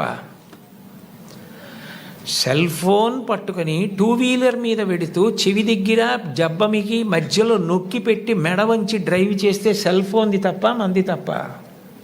సెల్ ఫోన్ ఏం చేస్తుంది? ఒక మోటార్ సైకిల్ మీద ఒక తల్లి తండ్రి, వెనక 2 పిల్లలు, ముందు 2 పిల్లలు, 4 సంచులు తగిలిస్తే మోటార్ సైకిల్ తప్ప, తొక్కిన వాడిది తప్ప? ఎవరిది తప్పు? నేను పొద్దున్న కాకినాడ నుంచి విజయవాడ కారులో వస్తుంటే ఒక సన్నివేశం చూసి చాలా భయం వేసింది. ఒక ఆయన భార్య భర్త కూర్చున్నారు. భార్య గారి ఒళ్ళో ఓ చంటి పిల్లాడు ఉన్నాడు. ముందు ఓ చిన్న పిల్లాడిని ఆయన కూర్చోబెట్టుకున్నాడు. ఆ పిల్లాడు ఆయన చెయ్యిలా పెట్టుకుంటే ఈ చేతి మీదకు ఒరిగిపోయి నిద్రపోతున్నాడు. ఆ నిద్రపోతున్నవాడు ఎప్పుడు జారిపోతాడో తెలియదు, కింద ఆయన చెయ్యి వదిలి పిల్లాడిని పట్టుకుంటాడా? పిల్లాడు నిద్రలో ఇంకా ఇదైపోయి పక్కన ఏ హార్నో వినపడితే ఉలిక్కిపడి పడిపోతే దాని బదులు ఒక ఆటోలోనో ఇందులోనో వెళ్ళొచ్చు, బస్సో ఎక్కి. మోటార్ సైకిల్ మీద అంతమందిని వెళ్ళమని ఎవరు చెప్పారు? ఎంత ప్రమాదం! మొన్న రాత్రి నేను వెడుతుంటే రోడ్డు పక్కన ధాన్యం పోసి పైన పరదాలేసి పెద్ద పెద్ద బండలు పెట్టారు. ఒక 2 వీలర్ అయినా ఆ బండ దూరంగా ఉండి చూసుకోకుండా గుద్దుకుని పడిపోయి ఒళ్ళంతా నెత్తురు కారుతోంది పాపం. ఎవరు చెప్తారు? ఇవన్నీ ఎవరు చెప్పాలి? ఎవరు చెప్పాలి? సెల్ ఫోన్ అలా వాడద్దని మీ అమ్మగారు నాన్నగారు నిద్ర మానేసి మీ పక్కన కూర్చుంటారా? ఒక వయస్సులో అక్కర్లేనప్పుడు సెల్ ఫోన్ ఎందుకు? మా తరంలో మాకు ఇప్పుడు తెలుసు సెల్ ఫోన్, ఒకప్పుడు సెల్ ఫోన్ లేదు అసలు. ఎందుకు సెల్ ఫోను? అస్తమానం సెల్ ఫోన్ వాడవలసింది, అస్తమానం సెల్ ఫోన్లో యూట్యూబ్లో వెతుక్కోవడము, దానికి బోల్డ్ అన్ని మన కామెంట్లు పెడుతూ ఉండడం, ఎందుకు అవన్నీ? ఎంత టైం వేస్ట్ అయిపోతుంది. అక్కర్లేని విషయాల జోలికి వెళ్లకుండా పట్టించుకోవలసిన విషయాల్లో శ్రద్ధ పెట్టడమే స్వీయ నియంత్రణ.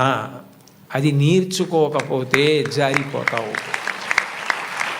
అదే స్వీయ నియంత్రణ. అది అవసరం కాదు, మరి అడుగడుగునా అవసరమే. అందుకే నేను అందరికీ అర్థమవుతుందని సెల్ ఫోన్ ఉదాహరణగా చెప్పాను.